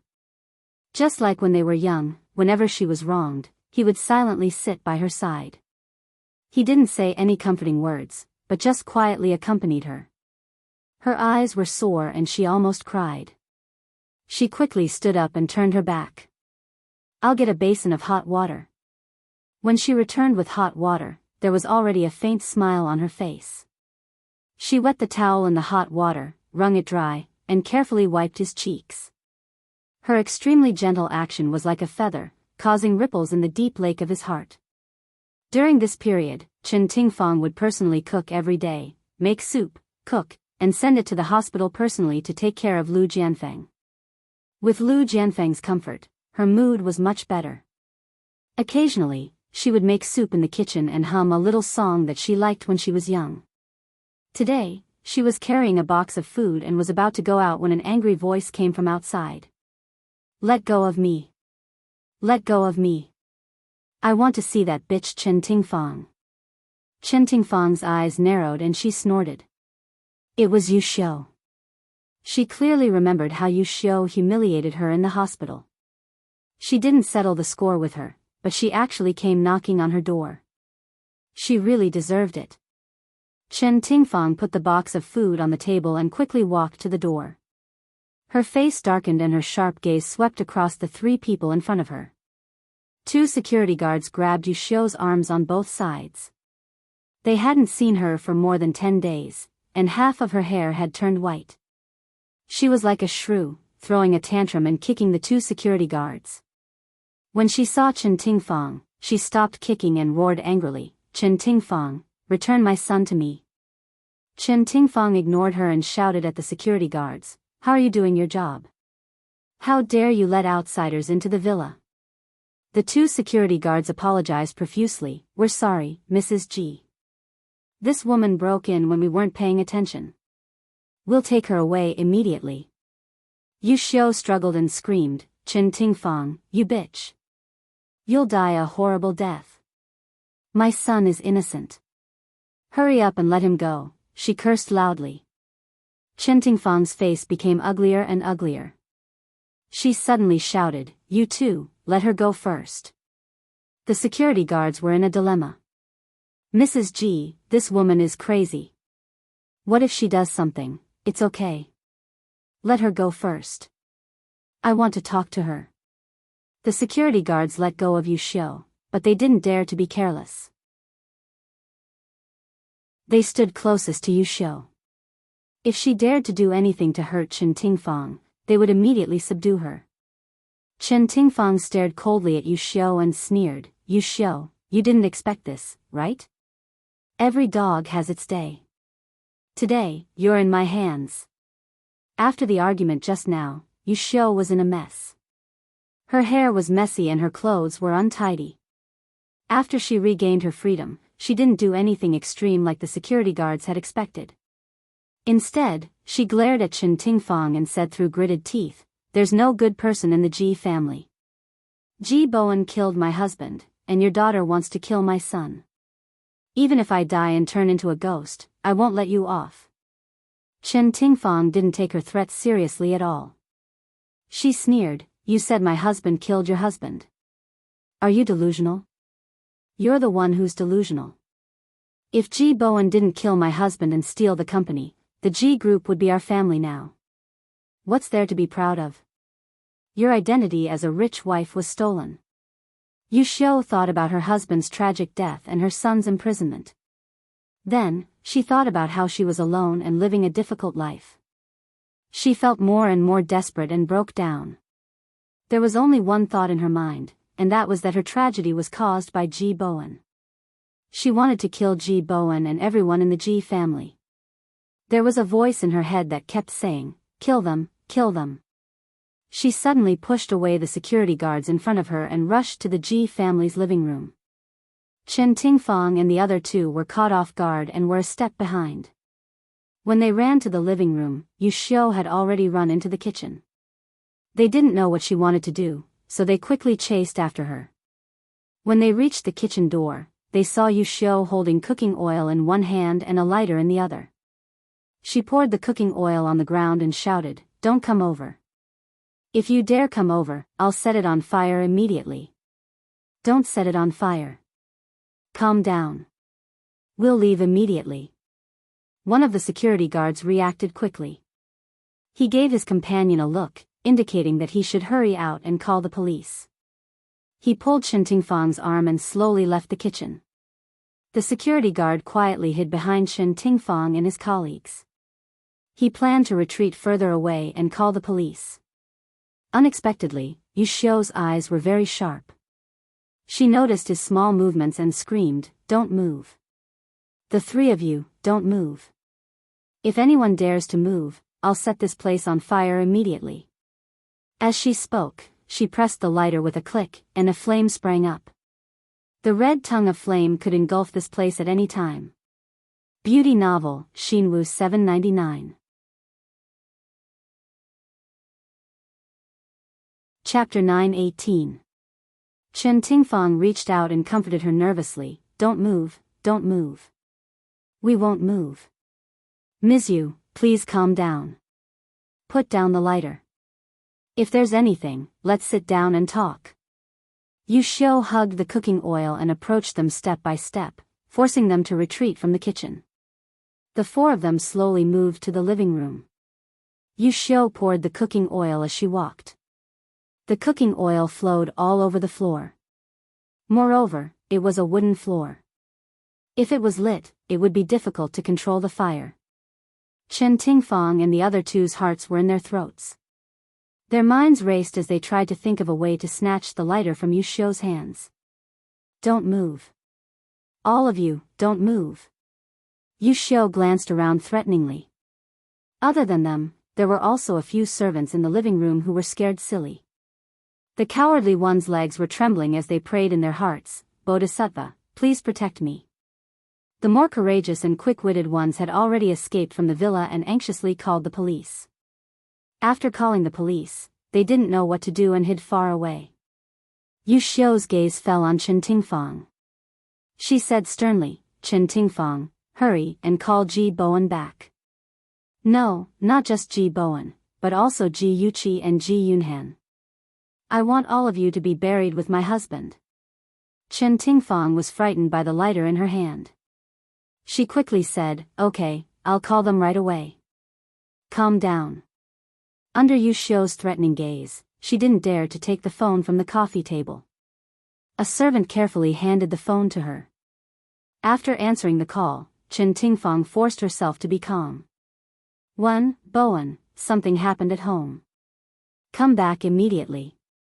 Ji Bowen pressed his forehead and said helplessly, "What happened?" Chen Tingfang secretly glanced at Yu Xiu. "A guest is looking for you. Come back immediately." "I'm busy right now and can't leave." "If it's not an important guest, send him away first." Chen Tingfang was about to cry. Her voice trembled as she said, "It's very important. It's a very important guest. If you don't come back, we'll all die." As soon as she finished speaking, the phone in her hand was snatched away by Yu Xiu. Yu Xiu fiercely threw the phone on the floor, and then, she kicked Chen Tingfang's stomach and scolded, "Who told you to say that? You want Ji Bowen to call the police, right? You want Ji Bowen to call the police, right?" She was in a sorry state. She wanted to get up.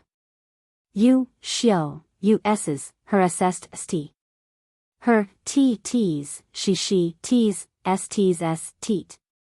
"Yo, why are you looking at me like that? Are you not convinced?" Yu Xiu had nowhere to vent the anger in her heart.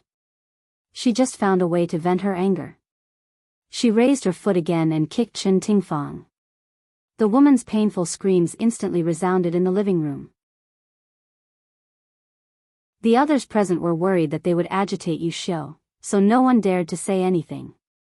Poor Chen Tingfang could only endure her punches and kicks.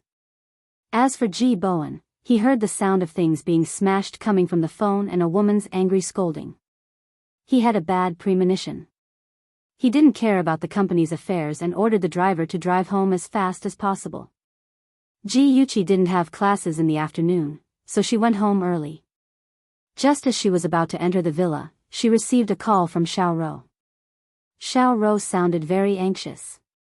"Yuqi, no matter where you are, don't come home." Jiang Tianhao's mother ran to the villa to cause trouble. She poured oil in the living room and said she was going to set the villa on fire. "I escaped with a few other people. We've called the police, but the police haven't arrived yet. Don't come back." Ji Yuqi's heart sank. She quickly asked, "Xiao Rou, what's the situation now? How many people are being held hostage?" Xiao Rou was so anxious that she was about to cry. "Yu Xiu seems to be beating Chen Tingfang. I heard Chen Tingfang's screams coming from inside. Other than her, there are 2 security guards and 4 servants." "Okay, I got it. Don't worry. Find a safe place and gather the people who escaped. Let's all hide." After saying that, she immediately hung up. She opened the glove compartment and rummaged around inside. She took out a small cloth bag. After opening the bag, she saw rows of silver needles neatly arranged. These silver needles were given to her by Zhao Yao when she was practicing martial arts and learning the acupuncture points of the human body. She didn't expect that they would come in handy today. Ji Yuqi parked the car outside the villa and sneaked into the courtyard. Xiao Rou was hiding in the garden. When she saw her, she anxiously grabbed her hand and whispered, "Yuqi, don't go in. It's too dangerous." Ji Yuqi whispered, "Don't worry, I'm confident that nothing will happen." Chen Tingfang aside, there are still many innocent people inside. I can't just watch them get into trouble. After saying that, she patted Xiao Rou's hand and walked towards the backyard with determination. First, she turned off the alarm to avoid triggering it and agitating Yu Xiu. She couldn't go through the front door. She climbed the ladder to the balcony on the 2nd floor. Then, she entered her room from the balcony. She took off her shoes and casually picked up an antique vase. She quietly walked down the stairs step by step. A few people were standing facing the stairs. The moment they saw her, they couldn't help but widen their eyes. She smiled and put her index finger to her lips, signaling them not to scream. Yu Xiu's back was facing the stairs, so she didn't see Ji Yuqi. She was still kicking Chen Tingfang. Even though she was panting from exhaustion, She still hugged the bucket of cooking oil tightly and held the lit lighter tightly. The more quick-witted security guard also saw Ji Yuchi appear. Ji Yuchi signaled him to look at the lighter in Yushio's hand.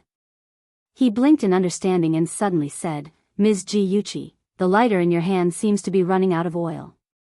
When Yushio heard this, she immediately stopped beating people and instinctively looked at the lighter in her hand. Sure enough, after burning for a long time, there wasn't much oil left. She didn't know if it could last until Ji Bowen returned. She hesitated whether she should turn off the lighter to save oil. However, if she turned it off, she was worried that others would pounce on her and snatch it away. After thinking for a moment, she finally thought of a good idea. She would drench everyone with oil. If they dared to come close to her, she would immediately light up the lighter and throw it at them. Yushio pointed in a direction and shouted, "All of you, stand over there in a row." Those people stood in a row in fear, not knowing what she was going to do. In the next second, they understood. Yushio splashed the cooking oil on them like water and threatened sternly, "If any of you dare to come close to me, I will immediately light up the lighter and throw it at you. Do you understand?" No one dared to resist and nodded submissively. Yushio was very satisfied and finally turned off the lighter. The moment the flame disappeared, Ji Yuchi quickly raised her hand and a thin silver needle flew towards Yushio's right wrist. The needle pierced the acupuncture point and her entire arm went numb. Her fingers trembled and the lighter fell to the ground with a clang. Yushio sensed that something was wrong and quickly bent down to pick up the lighter. The others were too far away and it was too late for them to snatch it. Ji Yuchi was already prepared. She picked up the antique vase and threw it in Yushio's direction. The vase hit the back of her head and her body swayed before she fell to the ground. Although her vision turned black, she didn't give up and used her hand to rub the floor, trying to pick up the lighter. Ji Yuchi took advantage of the moment she fell to the ground and quickly ran to the living room and kicked the lighter to the living room door. The lighter rolled to Ji Bowen's feet. When Ji Bowen saw the scene in front of him, his heart almost stopped beating. His legs couldn't exert any strength and he kicked the lighter out of the door twice. The lighter flew into the bushes by the side of the road. Immediately after, a group of police officers rushed in. Outside the courtyard, there was a fire engine and an ambulance. Ji Yuchi quietly pulled out the silver needle from Yushio's wrist and put it in her pocket. She smiled brightly at Ji Bowen. "Dad, don't worry. I'm fine." Ji Bowen's expression was ugly. He was silent and walked straight to Ji Yuchi. His heavy eyes stared at her. Worry, fear, heartache, blame, all kinds of complicated emotions intertwined in his eyes. However, due to the presence of outsiders, he couldn't say what he wanted to say. When the policemen saw the situation in front of them, they were all stunned. Ji Yuchi smiled and said, "Officers, the criminal has been subdued. I'll have to trouble you to bring her to the police station." The leading police officer came back to his senses and hurriedly said, "Okay, no problem." "Little girl, were you the one who subdued her?" Ji Yuchi smiled mischievously, "Thank you for the compliment, but it was all thanks to the help of that antique vase." The police officer gave a thumbs up, "You're very brave." When Yushio was arrested, she kept shouting that Ji Bowen had killed her husband and that the police should arrest Ji Bowen as well. However, no one paid attention to her and directly sent her to the police car. Chen Tingfang was beaten up by Yushio and had already fainted. 2 medical staff carried her into the ambulance. Ji Bowen and Ji Yuchi also got into the ambulance and accompanied them to the hospital. In the car, the atmosphere was heavy. The medical staff gave Chen Tingfang emergency treatment for her wounds. Although Ji Bowen hated Chen Tingfang, he was also worried about her injuries. The father and daughter were silent for a moment. When they were about to reach the hospital, Ji Bowen looked at Ji Yuchi and said with a straight face, "If something like this happens again in the future, you're not allowed to rush in recklessly. What if an accident happens?" Ji Yuchi shamelessly moved to his side and said softly, "Dad, I know I was wrong. I won't dare to do it again." Ji Bowen said impatiently, "You're always so disobedient. You say you understand, but the next time something like this happens, you'll definitely rush in again. How would his daughter know? When he saw her knocking Yushio to the ground and snatching the lighter, his heart almost jumped out of his chest. Ji-Yuchi knew that she couldn't get away with it. She said carefully, "Dad, actually, I've practiced martial arts with Grandpa Zhao Yao. So when I was dealing with Yushio, I was 100% confident that I wouldn't be in danger. Dad, I can't just watch her set the fire. There are so many innocent people in there. I can't just watch her threaten you." If Ji-Yuchi didn't snatch the lighter and subdue Yushio, after Ji-Yuchi returned home, Yushio would definitely set the house on fire and burn everyone to death. Ji-Bowen was silent for a long time. Finally, he sighed heavily and said, "Dad is very happy to see you so brave. However, I'm more worried. You're my daughter. You're the pride of me and your mother. We want to see you safe and happy. Do you understand?" Beauty novel, Shinwoo 799. Chapter 919. Ji-Yuchi hurriedly nodded. "Dad, I understand. I'll be more careful in the future. I won't let myself get hurt."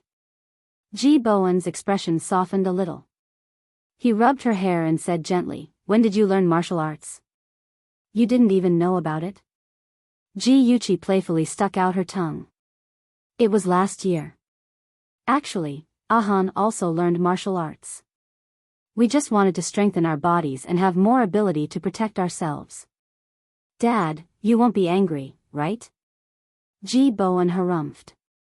"Angry? Of course I'm angry.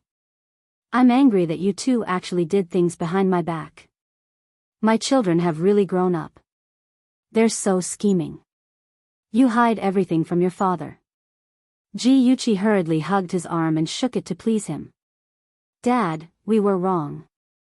We won't hide it from you in the future." Ji-Bowen wasn't really angry. He was just teasing her. Seeing her eagerness to please him, he couldn't help but laugh. All right. You're already a big girl. You're still so spoiled.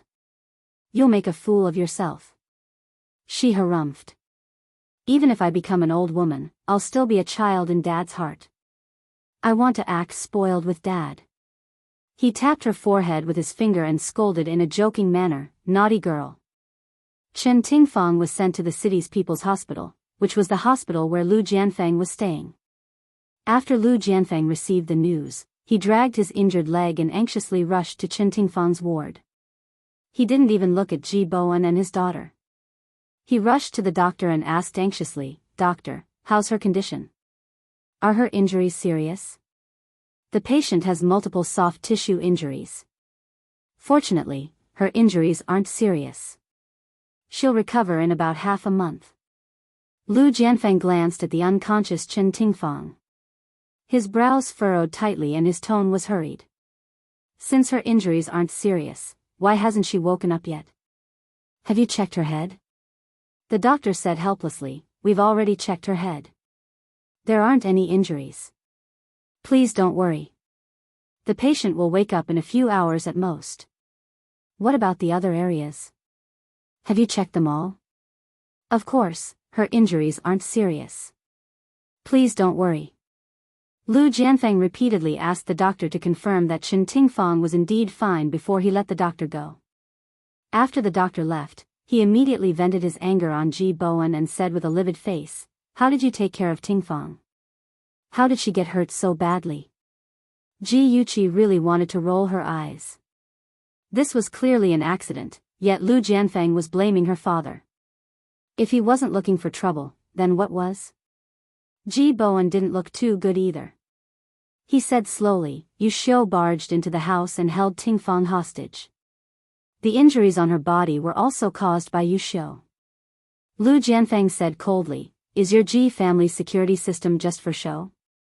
You actually let someone barge into the house." Ji-Bowen's face was extremely ugly after being lectured by an outsider in front of his daughter. He clenched his fists and was about to say something when Ji-Yuchi stood up. She raised her chin and said righteously, Uncle Lu, you've gone too far. I know that you're worried about Auntie Chen because of her injuries, but please don't take out your anger on my father. It was indeed the security system's negligence to let Yu Xiu barge into the house. However, I've asked the security guards and they said that they had already subdued Yu Xiu and were going to chase her out of the courtyard. It was Auntie Chen who ordered them to let go of Yu Xiu, which caused her to barge into the villa. Auntie Chen is injured, so she should also bear a part of the responsibility. She shouldn't push all the blame onto my father. Don't you think so, Uncle Lu? Her words were clear and the main points were clear. Even the furious Lu Jianfang had to admit that what she said made sense. However, he obviously couldn't swallow his pride and admit his mistake. Instead, he sternly asked, "Do you have the right to interrupt when your elders are talking?" Ji Yuqi smiled faintly and said indifferently, "If the term elder means that you can't differentiate right from wrong, good from evil, then I really don't agree." Those light words slapped Lu Jianfang hard in the face. He had heard from Ting Feng that Ji Bowen's daughter had a sharp tongue and wasn't easy to get along with. He didn't take it to heart, but now he realized that she wasn't simple. He hated her even more. Lu Jianfang's deep black eyes stared fixedly at Ji Yuqi. She smiled faintly and calmly welcomed him. The two of them were in a deadlock. Ji Bowen coughed and pretended to reprimand her. "Chi-Chi, how can you speak to Uncle Lu like that? Don't you have classes in the afternoon? Hurry up and go to school." Ji Yuqi knew that her father was looking for a way out for Lu Jianfang. She shrugged and sweetly said, "Okay, I got it. Dad, I'll go to school then. Uncle Lu, I'll take my leave first. Bye-bye." Lu Jianfang's face darkened and he nodded. After Ji Yuqi left, the atmosphere in the room froze again. Lu Jianfang moved his legs and sat on the chair in front of the bed. He seemed to be waiting there for Chen Tingfang to wake up. Ji Bowen couldn't chase him away, so he helplessly frowned. While Chen Tingfang was recuperating, Yu Xiu was locked up in the detention center. She admitted to trespassing and kidnapping. At the same time, she proposed to sue Ji Bowen for causing her husband's death. However, because the statute of limitations had expired, the court didn't accept the case. She was clamoring to see Ji Bowen. In the reception room, Ji Bowen and Yu Xiu sat across from each other through a thick glass window. Yu Xiu glared hatefully at the man across the glass and said sternly, "Ji Bowen, you're lucky that I didn't burn you to death. Even if I die and become a ghost, I won't let you off. I won't let anyone from the Ji family off." Ji Bowen sighed. "Yu Xiu, why do you hate me so much? Why do you hate the Ji family so much?" Yu Xiu gritted her teeth and said, "You're still playing dumb. You stole the company back then and caused Jin Yao's death. Tianhao and I were forced to live in the countryside and suffered for decades. Now, your stepdaughter caused Tianhao to be sentenced to prison. His life was ruined by the Ji family. Who else would I hate if not you? Let me tell you, Ji Bowen, God is watching. You'll suffer retribution." Ji Bowen stared at her in disbelief. After a while, he said, "You're saying that I caused Jin Yao's death? Well, you're still playing dumb. Back then, Jin Yao started a company with you. In order to monopolize the company, you set him up and chased him out of the company. Later, Jin Yao tried to start another company. After he failed, he went to look for you and wanted to return to G Group to work. But what about you? Not only did you not help him because of your years of friendship, you even got someone to kill him with a car. Ji Bowen, you're so black-hearted. How can you sleep after so many years? Have you never dreamed of Jin Yao?" Ji Bowen was shocked. He looked at Yu Xiu as if she was crazy. Her wrinkled cheeks were distorted by anger and looked even more terrifying. He was silent for a long time. Then, he slowly shook his head and said in a deep voice, "I didn't expect you to misunderstand me so deeply. It seems that there are some things that I can't hide from you anymore." After the conversation, Yu Xiu's face was full of tears. Her eyes were lifeless and she muttered, "I don't believe you. You must be lying." Looking at her figure being taken away by the prison guards, Ji Bowen sighed heavily. He didn't expect that a well-intentioned lie would cause such an irreversible situation. If he had known, he wouldn't have hidden it for Jiang Zhenyao. Dad, what's wrong? Are you feeling unwell? Ji Yuqi stepped into the living room and found that her father had come home early. He sat on the sofa in silence and didn't look very good. Ji Bowen came back to his senses. He pinched his eyebrows and said in a tired voice, "I'm fine. I just remembered some things from the past and felt a little emotional." Ji Yuqi walked behind him and massaged his shoulders. She said softly, "Dad, when you visited Yuxiu in the detention center today, did she say something to you? Last time when she was arrested, she said that you killed her husband. Who is her husband? Is that true?" This question had been lingering in her heart for a long time. Today, she finally had the chance to ask. Ji Bowen didn't hide it from her. He slowly said, "Then we'll have to start from 20 years ago. The story wasn't long, but it was shocking."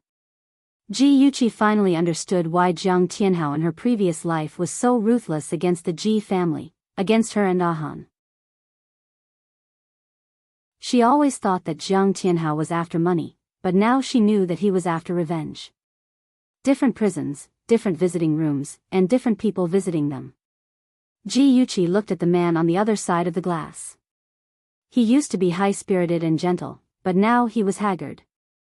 In addition, there were a few long scars on his cheeks because of the special care his companions gave him in prison. He looked down and out. Jiang Tianhao was also looking at her. She was even more beautiful than the last time they met. Her jade-like face, cold and elegant expression, was still elegant and noble. He bitterly opened his mouth and said in a hoarse and unpleasant voice, "I didn't expect you to come visit me, Yuqi." Ji Yuqi looked at him coldly and said indifferently, "I'm here to tell you some truths.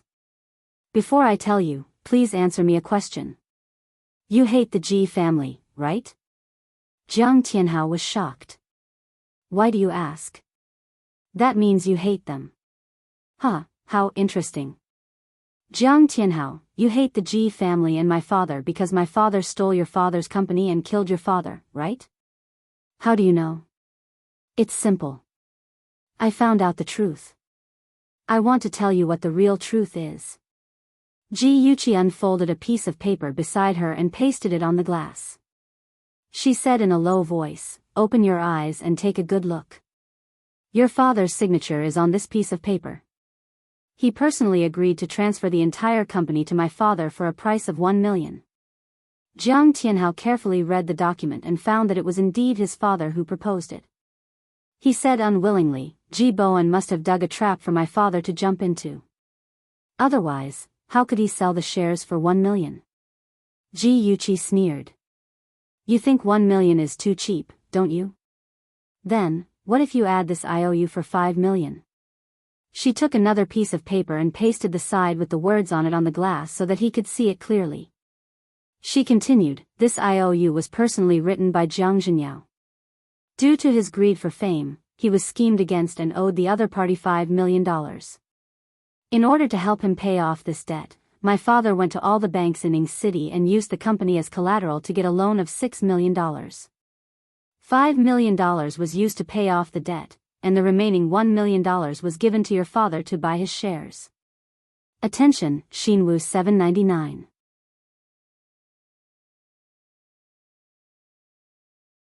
Chapter 920. Jiang Zhenyao almost caused the company to go bankrupt. If it weren't for my dad's efforts to turn the situation around, would there still be G Group today? My dad helped him keep this secret for the sake of his longtime friend so that he could maintain his dignity in front of his wife and children and not embarrass himself in front of his employees. I didn't expect that because of this, you would misunderstand that it was my dad who snatched the shares from your father's hands. What a joke. What? Not only did his father almost cause the collapse of G Group, but he also withdrew his investment and ran away on his own during the most difficult time? No, this can't be true. Jiang Tianhao's eyes were about to split open. He suppressed his anger and roared, "That's impossible. You made this up." Ji Yuqi curled her lips in disdain. Something that you've always believed in suddenly collapsed. You couldn't accept reality, so you hypnotized yourself and said that all of this was fake. Jiang Tianhao, can you be any more useless? Jiang Tianhao was like a trapped beast. He grabbed his hair angrily and roared angrily. He didn't believe that all of this was fake. He suddenly jumped up agitatedly and rushed to the front of the glass. He shouted anxiously, "There's also a car accident. Ji Bowen caused the car accident and caused my dad's death." Ji Yuqi sneered. "My dad caused the car accident? Jiang Tianhao, do you have a brain? Your dad drank too much and ran into the road by himself.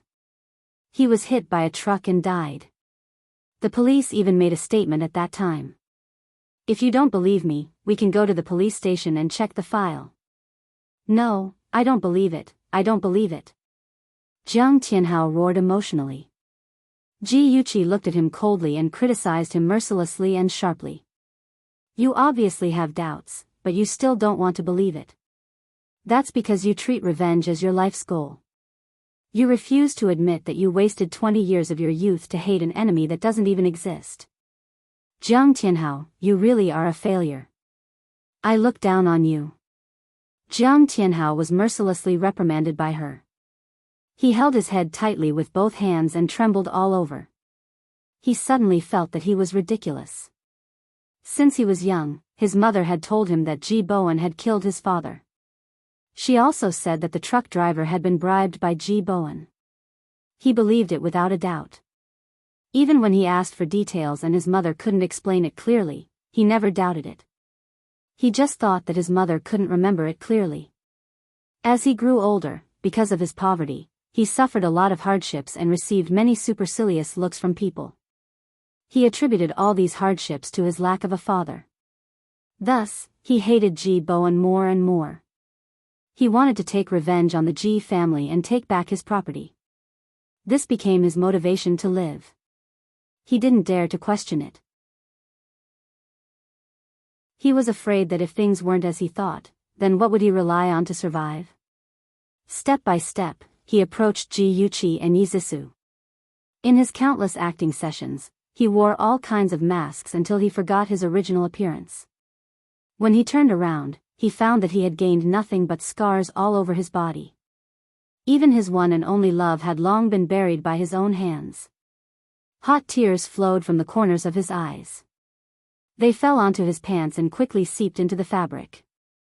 After a long silence, he slowly raised his head.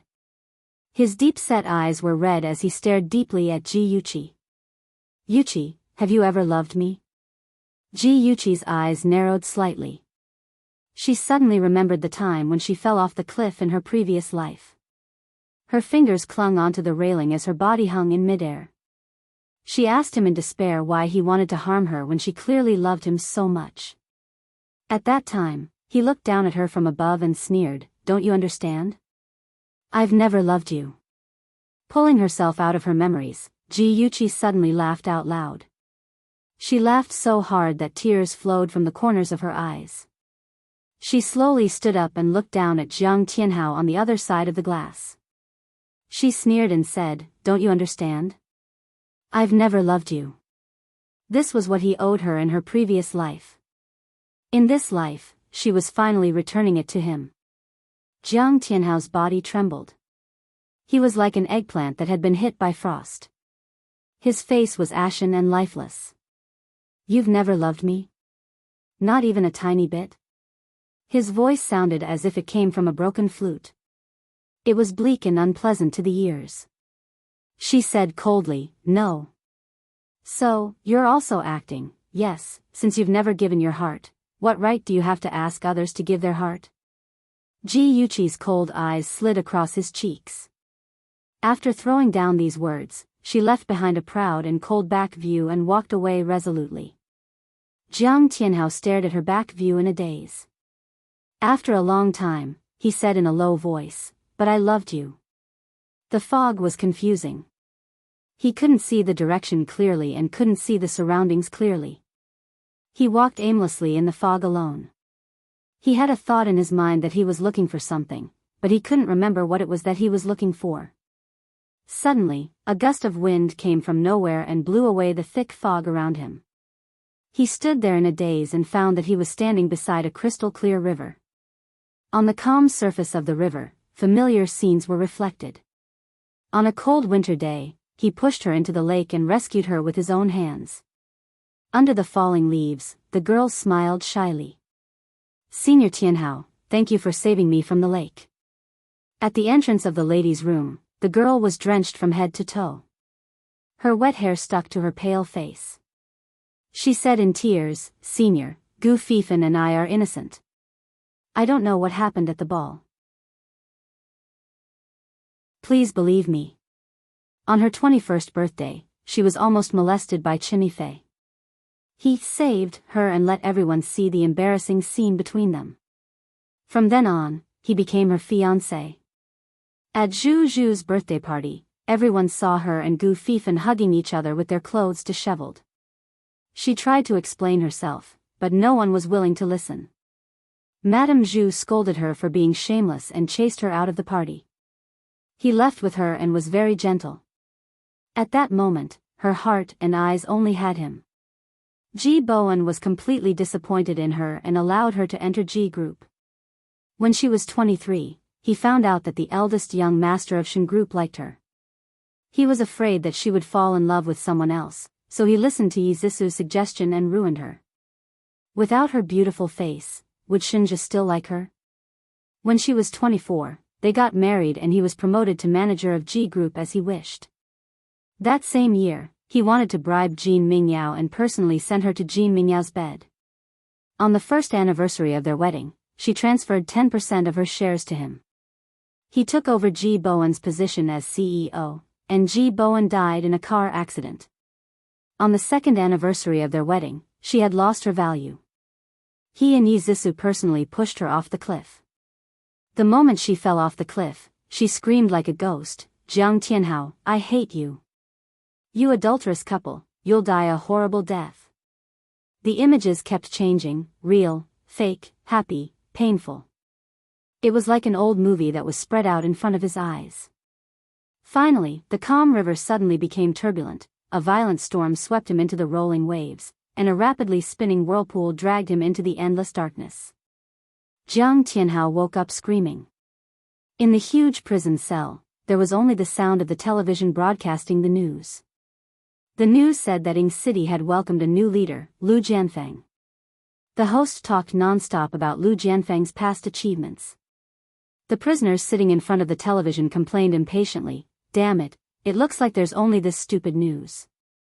The noisy voices and the voices in the dream kept mixing and separating. Jiang Tianhao held his head uneasily. He didn't know if this was reality or a dream. He didn't even know if he was living in reality or in a dream. Jiang Tianhao went crazy. He was like Xianglin's wife, pulling everyone in the prison cell and repeating the same sentence tirelessly, "I'm the CEO of G Group, I'm the CEO of G Group. F***CK, are you crazy? If you're the CEO of G Group, I'm the leader of Ying City.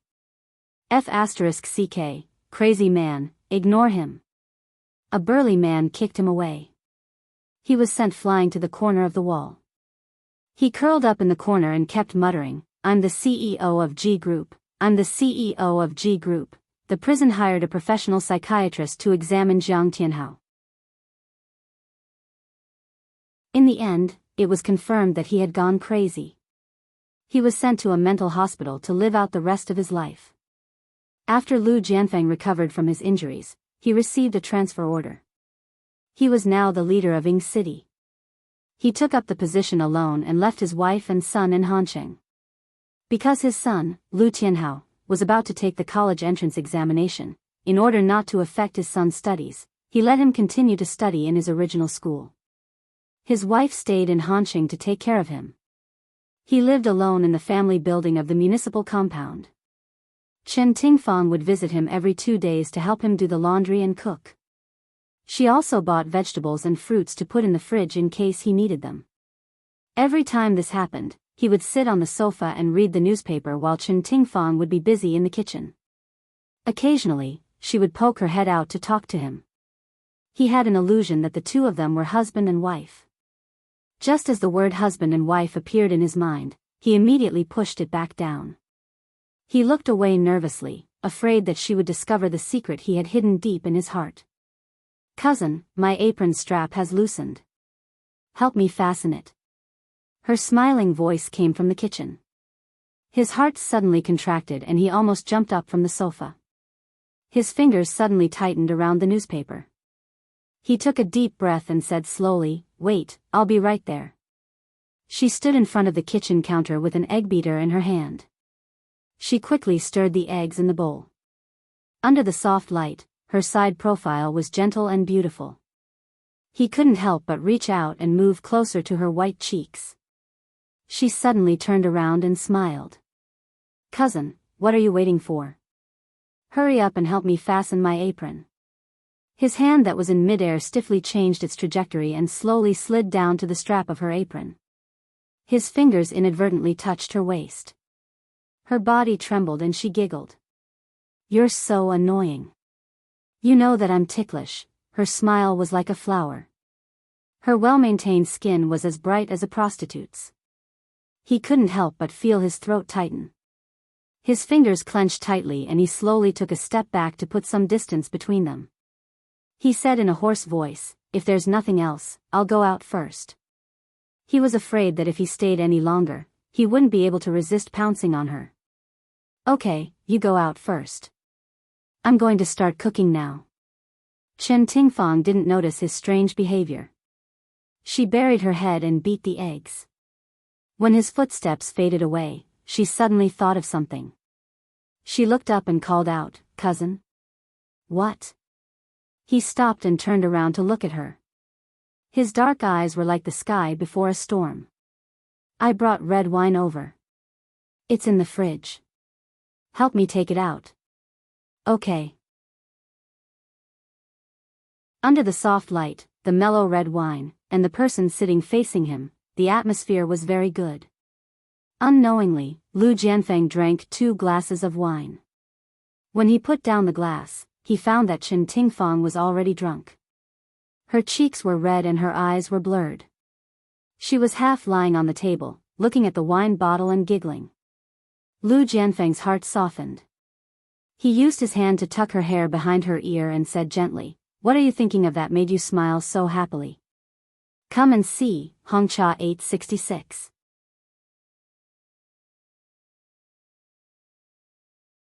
Chapter 921. His fingers were cool and comfortable. She rubbed her burning face against his fingers, and he quickly retracted his hand as though he had been electrocuted. His heartbeat quickened. She didn't seem to notice it. She narrowed her eyes and muttered, "We haven't drunk like this in a long time." "Yeah, it's been a long time." He stared at her, and his gaze gradually became heated. He said slowly, "Tingfang?" "HM?" She propped her head up and looked at him with a dazed gaze. "Nothing." His throat tightened, and he suddenly stood up.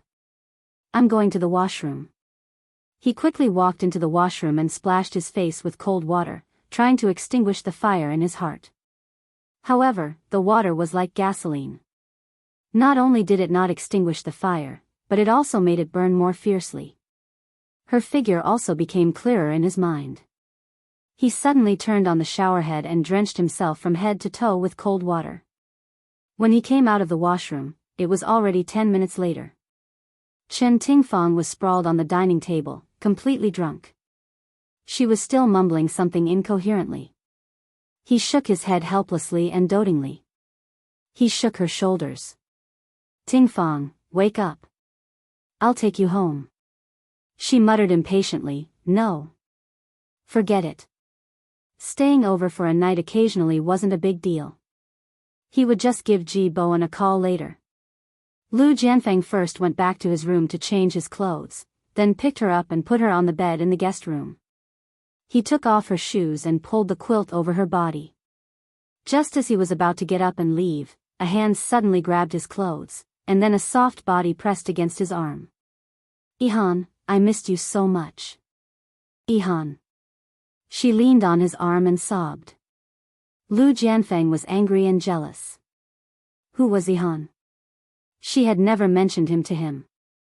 That man named Ihan was actually hidden deep in her heart. He was going crazy with jealousy.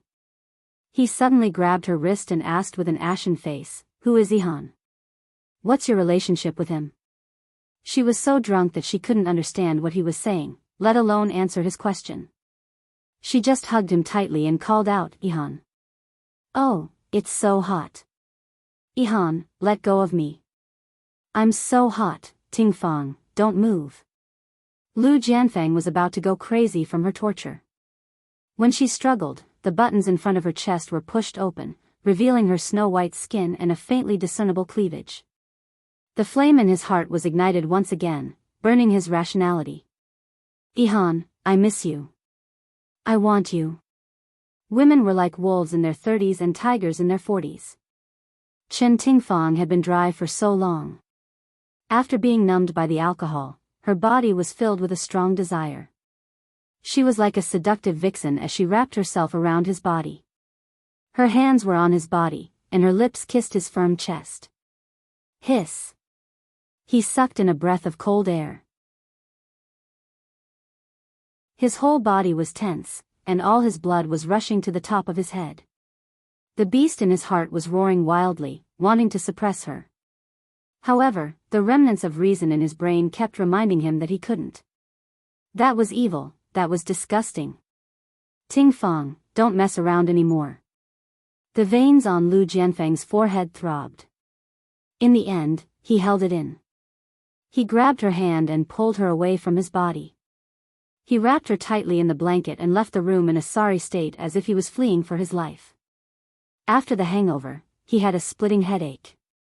Chen Tingfang rubbed her forehead and opened the bedroom door. When she saw a man and a woman sitting opposite each other in the living room, she was stunned. She hurriedly tidied up her messy hair and clothes and smiled awkwardly. "Cousin-in-law, when did you come?" Sitting opposite Lu Jianfeng was his wife, Wu Shi. She used a tissue to wipe the corners of her eyes. Her eyes were red, and she forced a smile. "I just arrived this morning. When I came, Jianfeng said that you were sleeping, so I didn't wake you up." Chen Tingfang noticed that Wu Shi should have cried, and her cousin's expression was very ugly. The atmosphere between them was a little strange. She tactfully said, "I'm really sorry. I slept too late last night and accidentally woke up late. Cousin-in-law, take your time talking. I'll go wash up first." Wu Shi nodded. When she entered the bathroom, she turned her gaze and met Lu Jianfeng's eyes again. She said softly, "Jianfeng, what should we do about Tianhao? I'm so scared." She choked on her sobs and tears started to fall again. Lu Jianfeng's brows were tightly knitted. He said in a low voice, "Has it been diagnosed?" She nodded. "I've already asked a specialist to examine it. The diagnosis is acute leukemia. If he doesn't undergo special treatment, he only has half a year to live." At this point, she was already sobbing. She covered her mouth with her right hand and tried her best to control herself. The doctor said that a bone marrow transplant is the best treatment.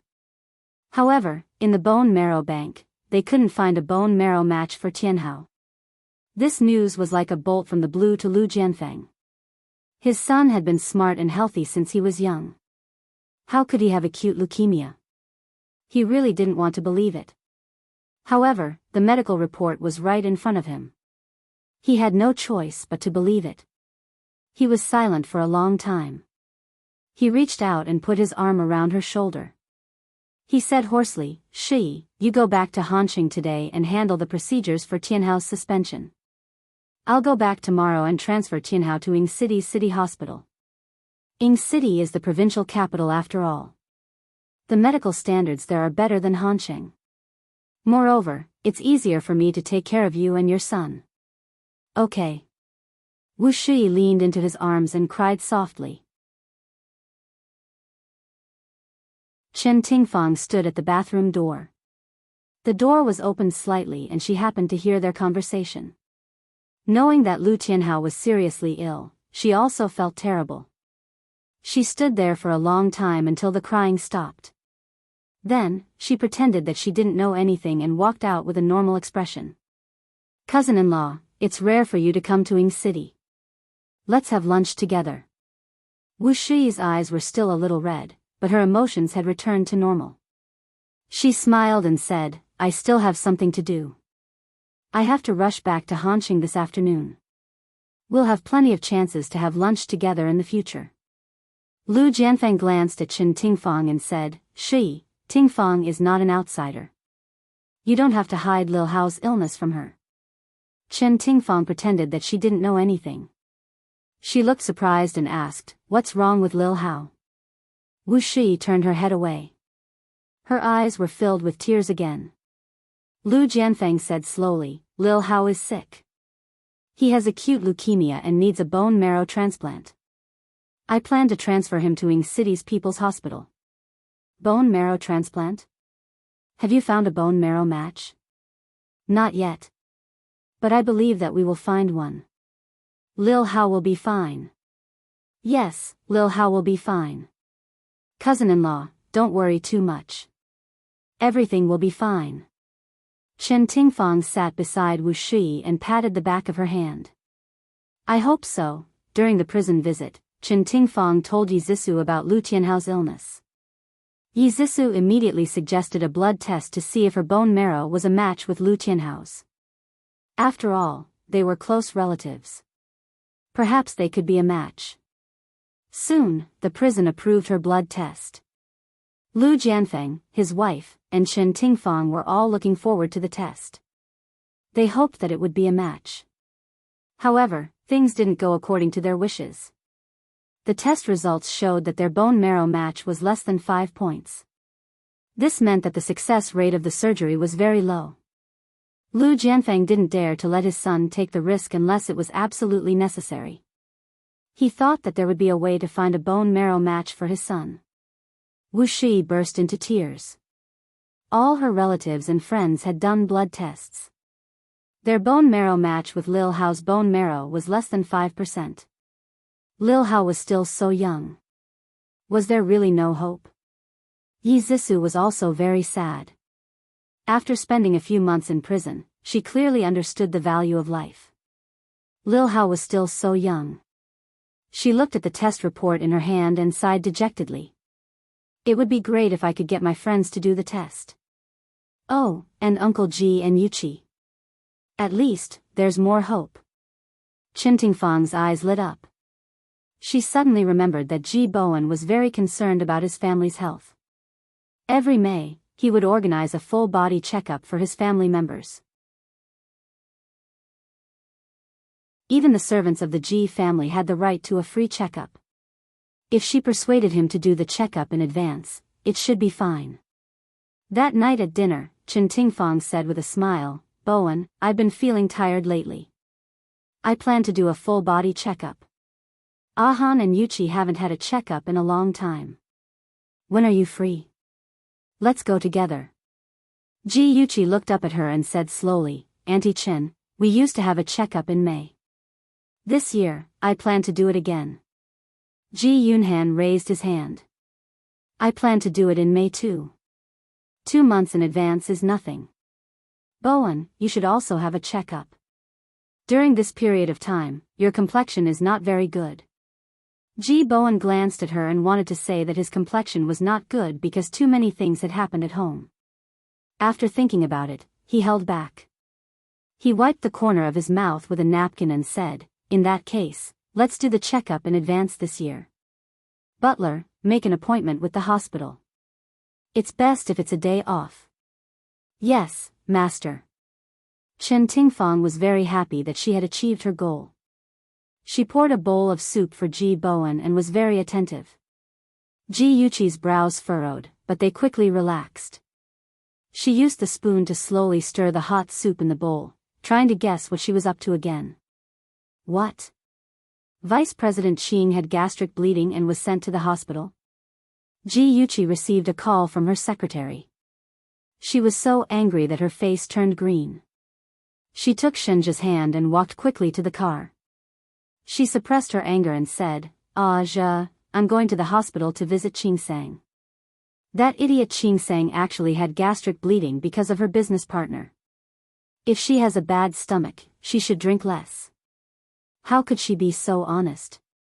Shenja opened the car door for her and said calmly, "Don't worry. She has always been in good health. It's just gastric bleeding. She won't die. Come and see." Songshu 566.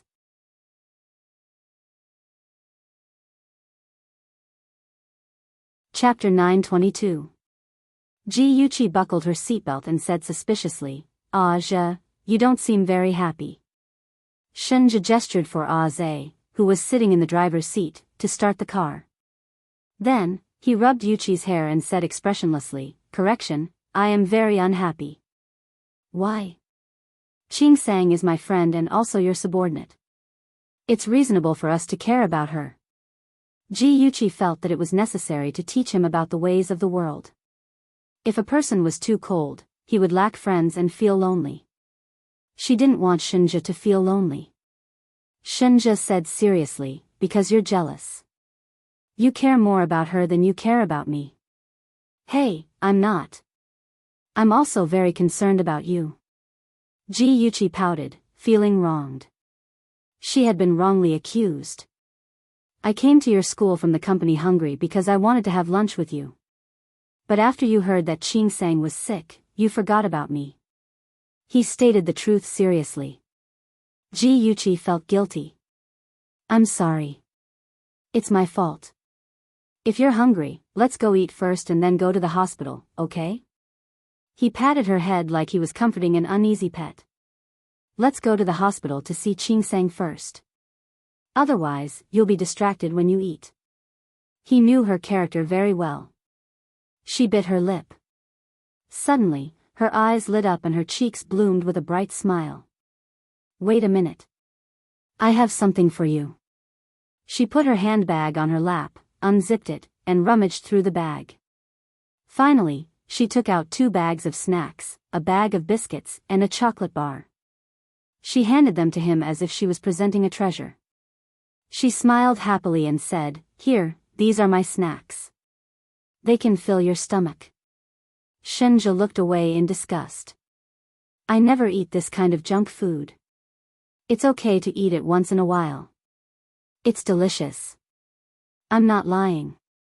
She quickly opened the bag, picked up a piece of biscuit with jam and fed it to him. She coaxed him like she was coaxing a child. "Ah. Open your mouth. Good boy, open it quickly." Shenja was speechless. "Do you think I'm a child?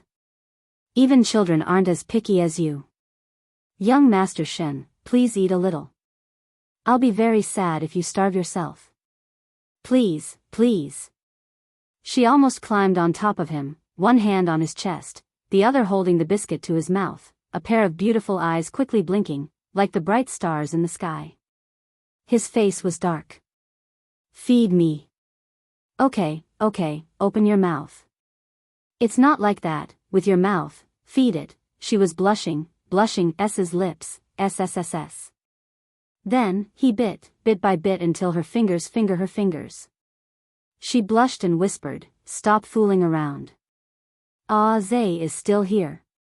Ah Zhe didn't hear or see anything. His eyes were focused in front of him. As a competent bodyguard and killer, he was very professional. He absolutely didn't see or hear anything indecent. Listen, that didn't seem to be something he could control. Ji Yuqi was very worried about Qingsang. She thought she would see her lying weakly on the hospital bed. In fact, she was leaning against the bed, with one hand on an 4-drip and the other handling company documents. A thick stack of documents was neatly placed beside her. Even when she heard someone come in, she didn't raise her head. "Stop persuading me to rest. If you keep nagging, go back immediately," she said coldly. Oh, even if she was sick, the queen was still the queen. Her aura was strong and imposing. Ji Yuqi couldn't help but laugh. She approached her in her high heels. "Queen Qingsang, who are you angry with? Don't tell me it's Yulei." Yulei was the only one who could make her so uneasy. Speaking of which, Yulei was really a weirdo. No matter how many times Qingsang rejected him, he still pounced on her and wouldn't let her go. Speak of the devil. Yulei walked over with a lunchbox in his hand. He laughed heartily and said, "What are you talking about?" As a partner of Free Company, he knew Ji Yuqi, the boss behind the scenes. He also heard about her relationship with young Master Shen. So, he smiled and nodded at the two of them. Then, he turned his gaze to Qingsang. Obviously, he wanted Qingsang to answer his question. Qingsang put down the documents in her hand and said coldly, "I said, if you disturb my work again, I'll throw you out." Ji Yuqi face-bombed. She couldn't bear to look at the queen's aura. "Brother Yulei, hang in there." She thought Yulei would be frustrated. She didn't expect him to turn from a sunny guy to a loyal dog in the next second. His invisible tail wagged behind him, and he smiled cutely. "Ah, Sang, you're the most charming when you're working. But if you don't eat, you won't have the energy to work. So, put your work aside and eat first. We have your favorite vegetable porridge today." Ji Yuqi widened her eyes. She learned something today. Qingsang pushed away his hand that was about to help her.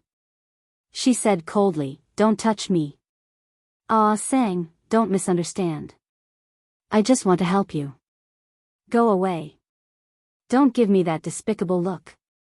"Ah, Sang, don't you think I'm cute like this? I've been practicing in front of the mirror for a week." "Cute? Please don't insult the word cute." "Ah, Sang, you're so heartless." Sob, sob, sob, the two people in the room bickered as if there was no one else around. Ji Yuqi felt that she was particularly unnecessary. Shenja stood beside her and said in a low voice, "See? She's doing very well. You can rest assured now." "Yeah, as long as Qingsang is fine. Let's go. Don't disturb them." Ji Yuqi smiled wickedly and secretly held Shenja's hand. They had already walked to the door when Qingsang suddenly said, boss, thank you for coming to see me." "I'm fine." Ji Yuqi didn't expect Qingsang to thank them personally. She raised her eyebrows and smiled. She turned her head and teased, "With Yulei taking care of you, we can rest assured. Rest well. You can rest for as long as you want." Qingsang's face darkened. "Don't put me together with him." Yulei beamed. "Thank you, Miss Ji. Ah, Sang will go back to work when she recovers." Qingsang glared at him. "Hey, if you don't speak, no one will think you're mute." What did he mean by "Ah, Sang"? She was her. It had nothing to do with him. Ji Yuqi laughed loudly. They really were a pair of quarrelsome lovers. "I can see that Yulei really likes Qingsang. Unfortunately, Qingsang doesn't like him," Ji Yuqi said softly to Shenja in the corridor with their fingers interlocked. Shenja held her hand tightly. "It's not that Qingsang doesn't have feelings for Yulei. It's just that she's used to being cold and doesn't know how to get along with others. Just like when he first fell in love with her, he was a little flustered and a little helpless. He didn't know how to like someone." Ji Yuqi looked up at him and smiled. "I really hope they can be happy together. Maybe they will." As long as Yulei continued to pester her, Qingsang would be captured by him sooner or later. After entering the elevator, Ji Yuqi saw the door of the office closest to the elevator open. A tall and straight man walked out holding a little girl's hand. Behind them was a doctor in a white coat. The man put on his sunglasses and nodded at the doctor. "Dr. Han, thank you for your hard work." "You're welcome. This is what I should do. Please take care." The elevator door closed slowly, blocking Ji Yuqi's line of sight. She narrowed her eyes slightly, and the corners of her lips curved into a cold smile. It was Lu Jianfeng. What was he doing at the hospital? A black car stopped by the side of the road. Lu Jianfeng, dressed in a black suit, held the little girl's hand and walked to the front of the car. When he opened the door, the little girl looked up and said with anticipation, "Uncle, I'm very obedient today. Can I go to the amusement park to play?" Lu Jianfeng bent down and picked her up. A faint smile appeared on his face. "Uncle is not free today. Next time." "Oh." Although it was a pity, the little girl nodded obediently and said sweetly, "As long as I can see Uncle every day, even if I don't go to the amusement park, I'll be very happy." "Good girl." He kissed her on the cheek, put her in the passenger seat and buckled her seatbelt. Ji Yuqi sat in Shenji's car and watched the car in front of her drive away. She frowned slightly. That little girl looked at most 8 years old. What was her relationship with Lu Jianfeng? Why did he bring her to the hospital? Shenji glanced at the disappearing car. "If you're curious, let Liang Yu check it out." Okay. On Saturday, Ji Bowen took the whole family to the hospital for a physical examination. The doctor at the reception was an old acquaintance of the Ji family. He chatted and laughed and easily completed the full-body examination. 3 days later, the hospital sent the medical report to the Ji family. Chen Tingfang had told the housekeeper to send the medical report to her as soon as he received it, so she was the first to open the envelope. There was a thick stack of medical reports inside. She looked through them carefully and finally found a different one. It was a bone marrow match analysis. The list showed that the bone marrow of everyone in the Ji family was compatible with Lu Tianhao's bone marrow. The highest match was Ji Yunhan, as high as 80%. Chen Tingfang's eyes shone with ecstasy. Her fingers trembled as she held the thin piece of paper. After a minute, she suppressed the excitement in her heart and quickly put everyone's medical reports into an envelope. Then, she used a lighter to burn the results of the match and turned it into ashes. Her fingers trembled slightly and she dialed Lu Jianfeng's number. "Hello, cousin. Let me tell you a piece of good news. Ji Yunhan and Xiao Hao's bone marrow match is 80%. Xiao Hao can finally undergo a bone marrow transplant." Lu Jianfeng was also very excited. His knuckles turned white as he held the phone. He sounded anxious. "Is that true?" Chen Tingfang's eyes reddened. She nodded and said, "It's true, cousin. Hurry up and tell cousin-in-law and Xiao Hao this good news." "Tingfang, thank you. Thank you for everything you've done." His voice was low and full of gratitude. "Cousin, you don't have to be so polite. We're family." After ending the call, Chen Tingfang let out a long sigh of relief.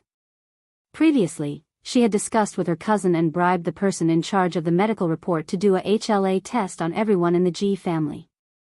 The results showed that Ji Yunhan and Xiao Hao's bone marrow match was the highest. Now, the most important thing was how to persuade Ji Yunhan to donate his bone marrow. When Chen Tingfang thought of this problem, her head started to hurt. Previously, she had shed all pretense of cordiality with Ji Yuqi and her brother, and had done many things to hurt them. Now that she wanted to ask Ji Yunhan for help, she was afraid that they wouldn't agree. She thought about it and finally decided to test it out first. That night, after dinner, Chen Tingfang took out the medical report and handed it to everyone one by one. After confirming that everyone was healthy, she let out a sigh of relief and sighed. "I saw the news this afternoon. It said that a young man had acute leukemia and needed a bone marrow transplant. His parents and brother had their bone marrow matched and the results showed that the two brothers were a high match. At first, the young man's brother was willing to give him a bone marrow transplant, but later, his brother chickened out and the doctor had no choice but to transplant his father's bone marrow to him. In the end, the bone marrow transplant failed and the young man had a very serious rejection reaction. He died in less than 2 months.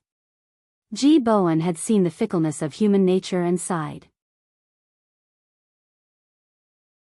In today's society, the relationship between siblings is very thin. Ji Yunhan raised his eyebrows and said with a smile, "Dad, you don't have to use this matter to educate Sis and me. We definitely won't be like that pair of brothers. If Sis needs it, let alone bone marrow, even if it's my cornea or kidney, I will donate it to her without hesitation. I think it's the same for you, sister." Am I right, sister? Ji Yuchi slapped him on the head. Bah! Children's words carry no harm. Hurry up and spit out your saliva. Ji Yunhan smiled mischievously and did not look serious. What are you afraid of? I'm just saying. It's not like you'll really get sick. Don't be so afraid. Chen Tingfang coughed and teased, Ahan, if your sis Zissou has leukemia, are you willing to donate your bone marrow to her?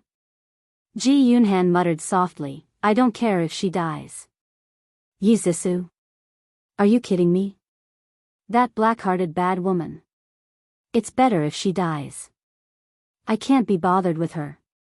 Ji Bowen's expression changed. Chen Tingfang smiled awkwardly. What if it's a stranger? Will you donate it? Ji Yunhan glanced at her lazily. Auntie Chen, in this world, the only people who can make me do anything are my family members who are related to me by blood. As for the others, it depends on my mood. If I'm in a bad mood, why should I help them? I'm not close to them. His tone was lazy and extremely infuriating. Especially the words connected by blood, they were especially grating. Awesome novel, Songshu 566.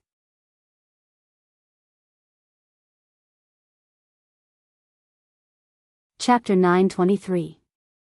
Chen Tingfang felt a mouthful of blood in her chest. She was so frustrated that she could die. After a while, she squeezed out a few words from between her teeth. Really? Huh. Ji Bowen's expression became serious. He said slowly, Ahan, your feelings for your family are very good. However, you can't be heartless towards outsiders. If you can help them, help them. Don't act according to your whims. Do you understand? I understand, Dad. I'm just kidding. Ji Yunhan's indifferent attitude made Chen Tingfang's heart sink. She knew that Ji Yunhan was serious. He would never help someone he did not like. Even if Ji Bowen was suppressing him, he would still not listen. Moreover, would Ji Bowen really help her persuade Ji Yunhan? She was really doubtful. After all, the Ji family and her cousin were not on good terms. The snow-white walls and the faint smell of disinfectant. Chen Tingfang pushed open the door and saw the young man standing by the window. His dark hair covered his forehead. His bright eyes were filled with melancholy. His face was as pale as snow. When he saw her, the melancholy in his eyes was immediately replaced by a smile. Aunt, you're here. Chen Tingfang shook the bag in her hand and smiled. I brought you a game console today. You won't be so bored anymore. Lu Tianhao cheered, yay, that's great. I used to want to play games, but Mom wouldn't allow it. She said that it would affect my studies. Now I don't have to worry. I can play games to my heart's content. On his handsome face, there was a bright smile on his face. Chen Tingfang felt her heart ache when she saw that he was pretending to be cheerful. Lil Hao was still a child. How could he not be afraid when faced with the threat of death? In order not to worry the adults, he would only show his negative emotions when he was alone. The room was very quiet. Only the sound of the game console could be heard. Wu Shi looked at her son sympathetically. She quietly walked to Chen Tingfang's side and pulled her out of the ward to the end of the corridor. Tingfang, how's the discussion about the bone marrow donation going? Did Ji Yunhan agree? Chen Tingfang said awkwardly, cousin-in-law, I tried to sound out Ji Yunhan's opinion. He's not very willing. Then what should we do? Otherwise, I'll go to Ji Bowen and ask him to persuade his son. Wu Shi's eyes are red. Now Ji Yunhan is her life-saving straw. She must grab him. Cousin-in-law, to be honest, even if you beg Ji Bowen, I'm afraid that he won't agree. After all, we have a grudge against him before. Chen Tingfang gritted her teeth and made up her mind. She said resolutely, cousin-in-law, don't worry. I'll handle it well. Wu Shi grabbed her wrist tightly and asked anxiously, how are you going to solve it? Could it really be solved? Little Hao doesn't have much time left. We have to perform the surgery as soon as possible. Chen Tingfang hesitated for a moment, then leaned over to her ear and whispered a few words. Wu Shui was shocked. Isn't that a bad idea? Why don't we talk to them? What if they agree? What if they don't agree? Won't we alert them? We won't have any chance at all. I've already consulted the doctor. Donating bone marrow won't harm the donor. Moreover, the process is relatively simple. As long as we do it cleanly, no one will notice. But I'm still worried. I feel that it's a little too much. Chen Tingfang looked in the direction of the ward and said faintly, cousin-in-law, compared to little Hao's life, what's the big deal? In the end, Wu Shui was moved by her words and agreed with her idea. However, she was still worried. Therefore, when she saw Lu Jianfeng that night, she told him about Chen Tingfang's plan. In the end, she said uneasily, Jianfeng, are we really going to do this? Lu Jianfeng frowned and remained silent. He had considered asking Ji Bowen for help. However, he was a person who had been in a high position for a long time and had developed a sense of arrogance. It was really difficult for him to lower his voice and beg Ji Bowen. Moreover, he had threatened Ji Bowen before. If he were to ask him for help now, he would definitely make things difficult for him or even reject him. He massaged his temples and said slowly, Tingfang has a point. If Ji Bowen doesn't agree, we'll alert them again. It'll be very difficult to carry out our plan in secret. This meant that he agreed with Chen Tingfang's idea. Wu Shui didn't know why, but she felt relieved. She also comforted herself. Anyway, Ji Yunhan's body wouldn't be harmed, so she shouldn't worry about it. After class, Ji Yunhan was about to go to the cafeteria for lunch with his classmates when his phone suddenly rang. It was an unfamiliar number. He pressed the answer button and a middle-aged man's deep voice came from the other end of the line. Hello, is this Ji Yunhan? Yes, I am. Who is this? I'm Dr. Zheng from Second Hospital.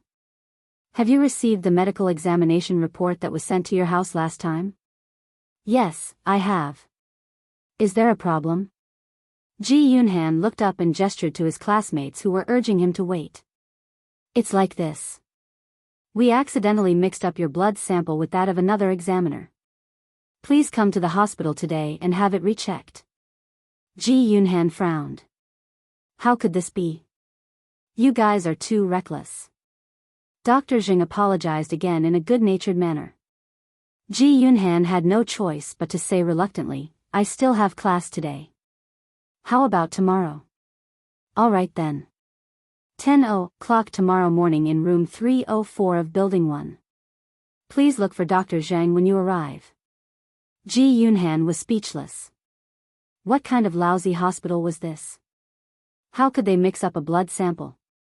He shook his head and temporarily put the matter to the back of his mind. Then, he moved closer to his desk mate, patted him on the shoulder with a smile, and went to have lunch with him. The next day was Saturday. Ji Yunhan was about to leave after lunch when Ji Yuqi stopped him and asked casually, Ahan, are you going out? Where are you going? Ji Yunhan had a bitter expression on his face. I'm so unlucky. There's nothing wrong with your medical reports. Only mine. They said there was a mistake with the blood sample. They want me to do a blood test again. I'm going to that hospital now. Ji Yuqi had already made an appointment with Lin Yushi to play golf. When she heard his words, she did not take it to heart. She smiled and waved her hand. It's your fault for being so unlucky. Hurry up and go. Come back early in the afternoon. I'll personally make soup for you to replenish the blood you've lost. Okay, I'll go first. Bye, sis.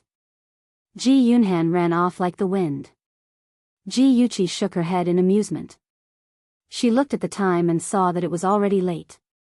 She quickly finished her breakfast and left in a hurry. Ji Yunhan found the examination room according to the address given by Dr. Zheng. A man wearing a mask and a white coat nodded at him. Then let's start now. The man first measured his blood pressure and then wanted to draw his blood. He curled his lips helplessly and rolled up his sleeves. He muttered, "Don't make a mistake this time. Although I'm a man and am not afraid of pain, drawing so much blood makes me dizzy. Don't worry, we won't make a mistake this time." The doctor comforted him with a few words and inserted a long needle into his blood vessel. He took out a large tube full of blood. He looked at the dark red blood in the syringe and felt his scalp go numb. "Come, drink some sugar water and rest." A young nurse handed him a glass of water. He said, "Thank you," and took it. After drinking it, he felt that it was a little bitter. Maybe it's because there's too much sugar. It's so sweet that it's bitter, he thought. He put the glass on the table and wanted to stand up. Suddenly, he felt dizzy and his vision turned black. He quickly held on to the back of the chair and vaguely heard someone say, "Don't move. Rest for a while. You're scared of blood." His lips moved twice. He wanted to speak, but his voice seemed to be stuck in his throat. No matter how hard he tried, he could not speak. His eyelids were swollen and he slowly closed his eyes. With a thump, he fell onto the chair. Ji Yunhan slowly opened his eyes. The dazzling light pierced his eyes, causing them to ache. He reflexively closed them, then slowly opened them again. The nurse's gentle voice entered his ears. "Ah, you're awake. You suddenly fainted. You gave us a fright." He turned his head and looked at the nurse standing at the head of the bed. "I fainted?" he asked in a daze. The nurse's eyes curved. "Yes, you fainted. You've been asleep for 2 hours. Are you okay? Do you want me to inform your family?" "I'm fine." "There's no need to inform my family." Ji Yunhan felt numb all over. It was as if he had been electrocuted. There was also a sharp pain in the back of his buttocks. He sat up with his hand on his forehead and slowly got off the bed. When he stood on the ground, he felt a sharp pain in his buttocks. He must have accidentally pulled something. Strange. He did not get an injection. Why does his buttocks hurt? He looked at the nurse in confusion. "Did you do anything to me after I fainted?" The nurse blinked quickly. "We just carried you to the bed. What's wrong? Do you feel uncomfortable anywhere?" Ji Yunhan's cheeks reddened. He could not say that his buttocks hurt in front of a girl. Perhaps he had slept for too long and hurt his buttocks. He shook his head. "I'm fine. When can I receive the blood test report?" "We'll mail it to your house in 3 days." "Okay, thank you. Goodbye." He took out his phone from his trouser pocket as he walked to the door. When he saw that it was a call from his sister, he quickly dialed her number. "Sis, you were looking for me just now. What's up?" When she received his call, Ji Yuchi's car was parked in the hospital's parking lot. She opened the door and got out of the car. "Ahan, I happened to be around the hospital, so I picked you up to go home. Are you done with your checkup?" "I'm done. I'm going down now." "That's good. I'll wait for you in the hospital garden. Come down quickly." Ji Yuchi hung up the phone and strolled around the hospital garden. 2 beautiful nurses carrying folders walked over, laughing and chatting. One of the nurses wearing glasses whispered, "You don't know yet, right? The leader with the surname Lu has transferred his son to our hospital." "You're talking about Lu Jianfeng? Oh my god, what illness does his son have? Why haven't I heard about it in the news? Are you dumb? Who is Lu Jianfeng? He definitely has to keep it a secret. How could he let the media know about his son's illness? But then again, his son is really lucky. He has acute leukemia. When he was transferred to our hospital, a volunteer was willing to donate his bone marrow. I heard that the bone marrow transplant operation will be carried out today. TSK, TSK. That volunteer, don't tell me he's aiming for their power. As long as he donates his bone marrow, he'll be the benefactor of the Lu family. Won't he be related to the Lu family in the future? Don't talk nonsense. That volunteer has a powerful background too. The nurse wearing glasses leaned over and whispered a few words in her companion's ear. Her companion immediately screamed, "What? The donor is from the G family? Shoo, lower your voice. Are you trying to kill me? This is a secret. You can't tell anyone. Remember, don't tell anyone." I know. Don't worry. I'm very tight-lipped." The voices of the two nurses gradually faded away. Ji Yuchi flashed out from behind the tree. Her face was extremely gloomy. Different images kept appearing in her mind. "Ahan, if your sister Zisu has leukemia, are you willing to donate your bone marrow to her? What if it's a stranger? Will you donate? I'm so unlucky. Your medical reports are all fine except mine. They said that the blood sample was wrong and asked me to do a blood test again." What? The donor is from the G family? Several voices echoed in her ears, and different scenes lingered in her mind. Ji Yuchi's expression became more and more unsightly, and the light of hatred burst forth from her pitch-black eyes. She clenched her fists tightly, and a cold aura emanated from her body, causing those who approached her to shiver uncontrollably. When Ji Yunhan found her, he was frightened by her vicious gaze. He quickened his pace and walked in front of her. Concerned, he asked, "Sister, what's wrong? Are you okay?" Ji Yuchi suddenly turned to look at him. Her eyes were incomparably complicated. There was regret, annoyance, and fear. He touched his nose inexplicably. "Sister, what's wrong with you? Did my future brother-in-law make you angry?" She suddenly hugged him. Her arms tightly clasped on his back. Her voice was mixed with pain. "I'm sorry, Ahan. I was too careless." "Sister," she didn't say anything. After a long time, she slowly let go of him. She stared into his eyes with a serious expression. "Ahan, did anything strange happen during your checkup?" Ji Yunhan scratched his head and smiled. "Yes, I seem to have a phobia of blood. At that time, the nurse, Miss, handed me a cup of sugar water. I didn't expect that after drinking it, I still fainted. According to her, I lay down for more than 2 hours." "Sugar water? Fainted?" Ji Yuchi's gaze turned cold. She said in a deep voice, "Other than that, do you feel uncomfortable anywhere?" Ad. Shinwu 799.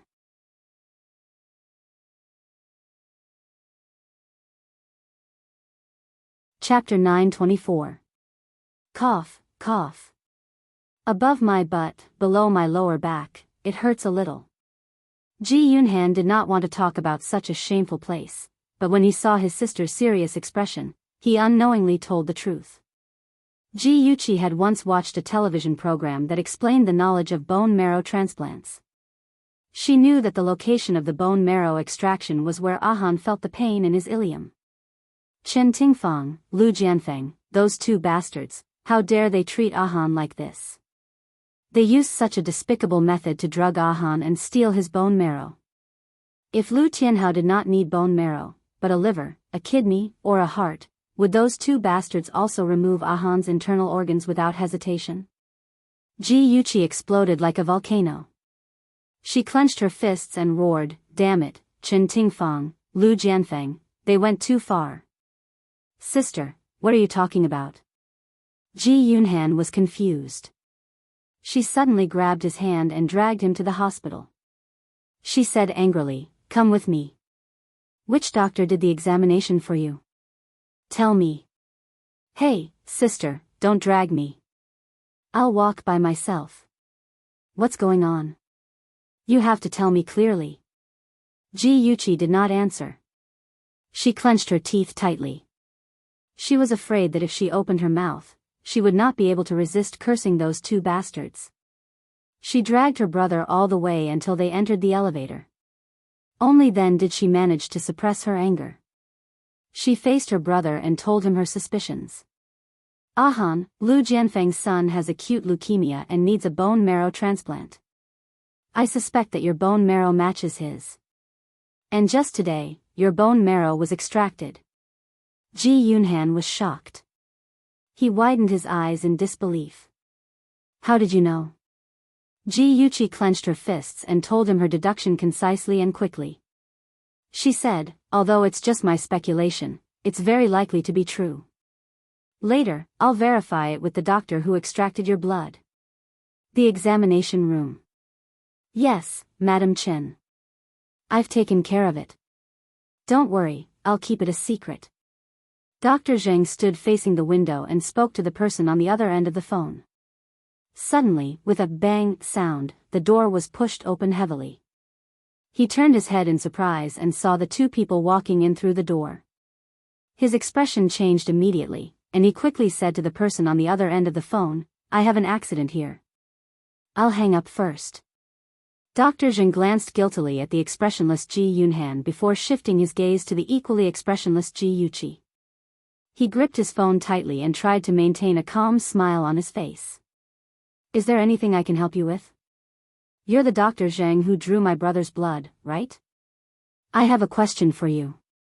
Ji Yuqi coldly stared into his eyes, as if she wanted to see through his eyes and see through his internal organs.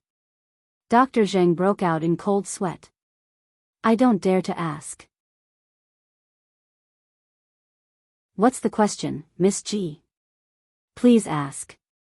Ji Yuqi looked at him coldly and said sternly, let me ask you, who gave you permission to extract my brother's bone marrow without permission?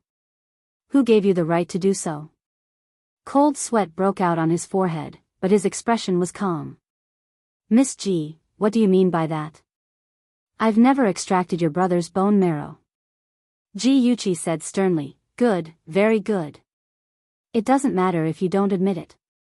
My brother's iliac bone must still have a needle hole. We can find evidence of your crime through an X-ray examination. Then, she turned to Ji Yunhan. Ahan, let's do the examination now. I want those who stole your bone marrow without your permission to pay the price. Miss Ji, please wait. Dr. Zheng rushed forward and blocked their way. He said anxiously and painfully, I admit that I did extract Ji Yunhan's bone marrow, but Madam Chen told me that Ji Yunhan agreed to donate his bone marrow. So Ji Yuqi said sternly, did Chen Tingfang really say that? Dr. Zheng quickly explained, yes, she said that Ji Yunhan agreed to donate his bone marrow, but Mr. Ji Bowen didn't know about it. Therefore, she wanted me to collect the bone marrow this way to prevent Mr. Ji Bowen from finding out. Don't you know that Ahan is only 17 years old? He's still a minor. Even if he made the decision to donate, he would need his guardian's approval. How dare you say that you want to hide it from my father? What kind of doctor are you? It's a disgrace that your hospital has a doctor who doesn't care about professional ethics like you. Ji Yuqi was truly furious. She glared fiercely at him, each question louder than the last, making him unable to show his face. His face alternated between red and white, and he opened his mouth, unable to say a single word for a long time. She snorted and mocked, Chen Tingfang must have given you a lot of benefits. Also, our dear and respectable leader Lu Jianfang must have given you benefits too. Am I right, Zheng? Doctor. Give birth. The heavy emphasis on the word doctor was like a heavy hammer that hammered Dr. Zheng's conscience. He had indeed received a lot of benefits, but the benefits had blinded him and made him forget his duty to save lives and heal the wounded. He hung his head in guilt. I'm sorry, Miss Ji, young Master Ji. I know I'm wrong. Please give me another chance. This job is really important to me. If news of him stealing the bone marrow spread, he would definitely be kicked out of the hospital. His reputation would be tainted and no other hospital would hire him. Ji Yuqi's eyes darkened. She slowly raised the corners of her lips and smiled brightly. Okay, I agree to let you go, but you have to promise me one thing. Dr. Zheng hurriedly said, okay, I'll agree even if it's 100 times. Ji Yuqi snorted. I don't need 100. My condition is simple. Don't tell Chen Tingfang and Lu Jianfang what we know. Just tell them that everything went smoothly and no one found out about you stealing the bone marrow. Okay, I understand. I'll do as you say. On the way home, the atmosphere was heavy. Ji Yuqi held the steering wheel tightly with both hands and looked straight ahead. Her face was dark and she did not say a word. Ji Yunhan carefully peeked at her a few times. Seeing her sullen expression, he laughed dryly. "Sis, are you still angry? Don't be angry. It's just a little bit of bone marrow. It won't do any harm to my body. Let them have it." "Shut up." Ji Yuqi turned around and glared at him fiercely. "Just bone marrow? I think you're lucky. What if they wanted your liver, kidney, or heart? Would you let them cut you up?"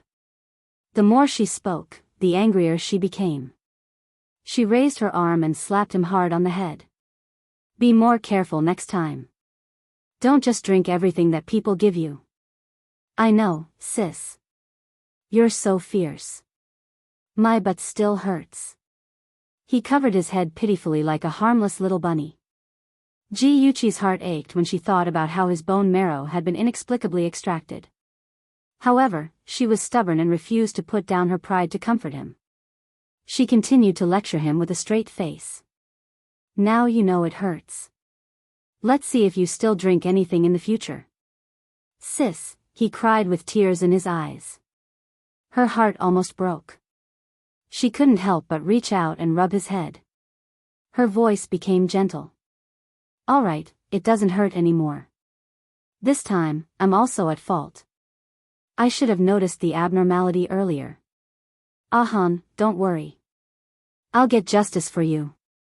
If Lu Jianfeng told her honestly that Lu Tianhao was sick and needed Ahan to donate his bone marrow, she wouldn't refuse. She believed that Ahan wouldn't refuse either. After all, the conflict between the Ji family and Lu Jianfeng shouldn't involve Lu Tianhao. However, Lu Jianfeng shamelessly used underhanded means to steal Ahan's bone marrow. This was unacceptable to her. She wouldn't allow her brother to be bullied like this. Outside the operating room, Lu Jianfeng, Wu Shui, and other relatives were waiting anxiously. Lu Tianhao had been in the operating room for more than 4 hours. They didn't know what was going on inside. To them, every minute was torture. "They're out. The doctor is out." Lu Jianfeng rushed to the doctor first. "Doctor, how's my son?" "Don't worry. The patient's surgery was very successful. He just had surgery and his immune system is weak. He doesn't want too many people to visit him at once." Lu Jianfeng's eyes reddened. He nodded heavily. "Thank you." In the ward, Lu Jianfeng and his wife saw their son who had just had surgery. He was lying among a pile of instruments. There was an 4 drip on the back of his hand. His face was pale and he hadn't woken up yet. Wu Shui leaned into her husband's arms and couldn't help but cry. Lu Jianfeng hugged her shoulder and whispered, "Don't be sad. Little Hao will get better soon." Chen Tingfang, who had been waiting anxiously at home, heard that the surgery was a success. She locked herself in the room and danced with joy. On the other hand, Ji Yuqi got a piece of information from Liang Yu. The little girl that Lu Jianfeng brought to the hospital that day was called Wang Yingying. Her mother, Wang Menghan, was a teacher at Chenxi Kindergarten. It was said that she used to live in Hansheng and had just moved to Ying City. When Ji Yuqi saw Wang Menghan's photo, her eyes narrowed. She couldn't believe what she saw. The woman carrying the child in the photo looked very similar to Chen Tingfang. Something flashed through her mind. She asked hurriedly, "Liang Yu, what's the relationship between Wang Menghan and Lu Jianfeng?" Liang Yu was silent for 2 seconds and said, "Actually, I've been secretly monitoring Wang Menghan and Lu Jianfeng. I found out that the two of them have only met once. It was when Lu Jianfeng sent Wang Yingying to Wang Menghan's place. Moreover, Lu Jianfeng stayed at her place for less than 10 minutes. The two of them seemed to be just ordinary friends." Ji Yuqi's gaze turned cold. She stared at the photo in her hand. She didn't believe that Lu Jianfeng and Wang Menghan's relationship wasn't that simple. Just the fact that Wang Menghan looked so similar to Chen Tingfang was very suspicious. Ad Hongcha 866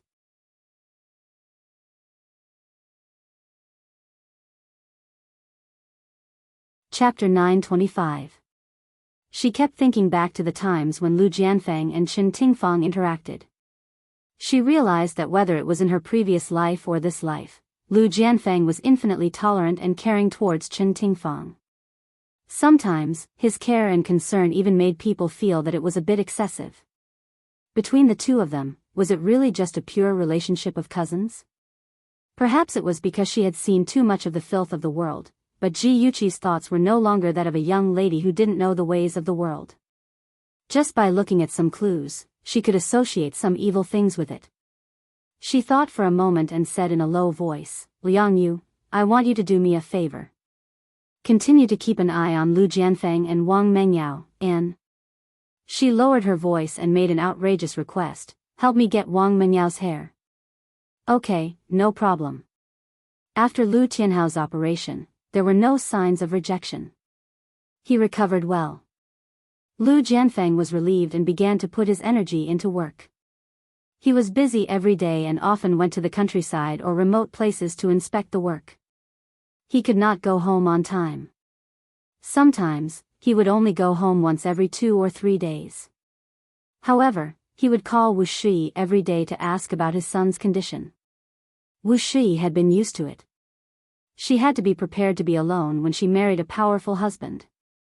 In order to take care of her son, she quit her original job and stayed in the hospital almost every day to accompany her son. One day, Wu Shi was carrying the chicken soup she made and was about to send it to the hospital. The phone in her pocket suddenly vibrated. She opened it and saw a message from an unknown number. "Do you want to know what your husband is busy with every day? Go to this address and you will find the answer." Wu Shi shook her head in amusement. She just thought that someone was playing a prank. She put the phone in her pocket and ignored it. About 5 minutes later, the phone vibrated again. It was a message from the same number. "Why, are you scared? Poor woman who has been kept in the dark." She quickly replied, "Please don't play any more pranks on me. I'll be angry."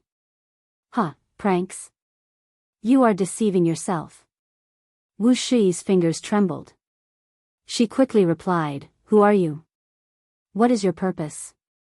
After sending the message, it was like a stone sinking into the sea. She waited for a long time, but did not receive a reply. Because of these inexplicable text messages, her originally good mood became gloomy. She carried the soup and walked into her son's ward. She barely managed to pull herself together, but her mind couldn't help but wander. Jian Feng was busy with work. She should believe him. However, that mysterious person's resolute and decisive words kept echoing in her ears. "Let's go and have a look. It's just a trip to prove that the mysterious man is playing a prank." Yes, he must be playing a prank. After a mental struggle, curiosity finally won out. Wu Shi told her son a few words and asked the nurse to take good care of him. Then she hurried out of the hospital and drove to the place mentioned by the mysterious man. This was a newly opened amusement park in Ning City. It had a complete set of gaming facilities. Wearing a hat and brown sunglasses, Wu Shi walked past a group of children and followed the address to a cold drink shop in the amusement park. Through the huge glass window, she saw Lu Jianfeng sitting by the window. Even if he was wearing sunglasses, as his wife, how could she not recognize him? Opposite him sat a young woman and a 7 or 8-year-old girl. When Wu Shi carefully looked at the young woman, she was so shocked that she almost screamed. She covered her mouth tightly and stared at the woman. She actually looked like Chen Tingfang. In the cold drink shop, Wang Yingying took 2 sips of fresh orange juice. Her big round eyes looked curiously at Lu Jianfeng. She said in a childish voice, "Uncle, why are you still wearing sunglasses? There's no sun here." Lu Jianfeng wore sunglasses because he didn't want others to find out his identity. Of course, he couldn't explain this to a child. So, he smiled and said, "Uncle, don't you look handsome wearing sunglasses?" "Yes." "Then Uncle will always wear them to make himself look more handsome." "Oh, so that's how it is." Wang Yingying nodded as if she understood. Then, she pouted and muttered, "But this way, I won't be able to see Uncle's face clearly. It's such a pity. Wang Menghan rubbed her daughter's hair and gently smiled. Even if you can't see Uncle's face clearly, Yingying can touch Uncle and let Uncle hug you. This is already very good. Wang Yingying smiled and nodded heavily. That's right. Uncle played with me the whole day today. I'm so happy. Lu Jianfeng was amused by her cute appearance. He reached out and rubbed her soft hair. Inadvertently, his hand touched Wang Menghan's hand. He didn't withdraw his hand but took the opportunity to hold her hand. Wang Menghan glanced at him embarrassedly and said softly, "Don't be like this. Be careful not to be seen by others." His voice was low and magnetic. "It's okay. Today belongs to the three of us." The sunglasses covered his eyes, but it couldn't block his burning gaze. She felt that her body was about to melt under his burning gaze. She bit her lip and shyly returned his hand. Outside the cold drinks shop, Wu Shui hid behind a pillar. Her eyes were fixed on the two hands that were clasped together. Her body was trembling and her mind was blank. She couldn't believe what she was seeing. She didn't know why this was happening and she didn't know what she should do. She and Lu Jianfeng were university classmates. Ever since she fell in love with him, she had been chasing after him. She thought that one day, she would be able to wait for him. She waited until she was 30 years old. She waited until she was young. When she thought that she would never be able to touch him for the rest of her life, he suddenly found her and said, "Let's get married. I'll treat you well." At that moment, she really felt that the whole world was bright. She was overjoyed. She was looking forward to a new life and happily married him. Then, she would take care of her husband and their son and wholeheartedly be the woman behind him. He fulfilled his promise. Although their married life couldn't be considered sweet, he respected her and loved their son very much. She thought that they would be able to grow old together, but now, she actually found out that he was having an affair. Her heart hurt so much, as if it was being cut by a knife. Her tears were like beads of a broken string, falling down from the corners of her eyes. She looked at the cold drinks shop and saw her husband being gentle and considerate to another woman. She saw that they were like a family of three, smiling happily. Her heart hurt so much that she almost couldn't breathe. Their son was still lying in the hospital, but he was hugging that little girl and laughing happily. Stumbling all the way back to the car, Wu Shui's tears didn't stop. In the enclosed space, she couldn't control herself anymore. She covered her mouth and wailed loudly. She didn't know how long she cried, but her eyes were already swollen and difficult to open. Looking at her sorry figure in the mirror, her hair had already turned white, and she was even more sorrowful. She was almost 50 years old. Other than loving Lu Jianfeng without reservation, she seemed to have never done anything she wanted to do. For her husband, child, and family, she gave up herself, but in the end, what she got was her husband's betrayal. When she was supporting his parents, he was rolling in the sheets with another woman. When she comforted her disappointed son by saying, "Daddy is busy," he was outside with another mother and daughter. When she couldn't sleep alone many times, when she envied other couples who were in pairs, when she was sick and needed his care, he wasn't by her side. She thought that he was busy, tried her best to be tolerant, and never made a fuss. However, the cruel reality shattered all her fantasies. The despair in her heart was like a wild vine, wrapping around her in despair. Time passed by minute. Unknowingly, the sky outside the window started to darken. She took out her phone and dialed that familiar number. "What's the matter?" The man's low voice entered her ears. She could vaguely hear a child's laughter. Her lips trembled a few times. After a few seconds of silence, she said softly, "Jianfeng, have you ever loved me? We're already an old married couple. Why are you asking such a question? Is Xiao Hao okay?" He sounded a little impatient. Her lips twitched, and her eyes were filled with desolation. "Okay, Xiao Hao is very good. Can you come back tonight? I have something to talk to you about." I still have something to do. I can't go back tonight. I'll go back tomorrow. He didn't wait for her answer and said, is there anything else? If not, I'll hang up first. Nothing. Beep, beep, beep, the sky was getting darker and darker. Bright lights decorated the city. A woman in a long dress with disheveled hair walked alone by the riverbank. She had been wandering around the riverbank for more than an hour. She was like a walking corpse, without any thoughts. She was just walking mechanically and aimlessly. A car was parked not far from her. Ji-Yuchi sat in the driver's seat, holding a pair of binoculars and staring from afar. She had sent that text message to let Wu Shui know about Lu Jianfeng's affair. She didn't want to force Wu Shui into a dead end. Therefore, she had been following behind Wu Shui to prevent her from taking her own life. After waiting for more than 10 minutes, Wu Shui finally left the riverbank and returned to the car. After she started the car, Ji-Yuchi quickly followed. Wu Shui drove to the hospital to visit her son. Just as she opened the door to the ward, her son immediately looked up and said unhappily, "Mom, where did you go this afternoon? I called your phone, but it was turned off. I was so worried about you." She walked to his side, hugged him with both hands, and said softly, "Xiao Hao, don't worry. Mom will be fine. Even if it's for you, Mom will be fine. Mom, you're so strange today.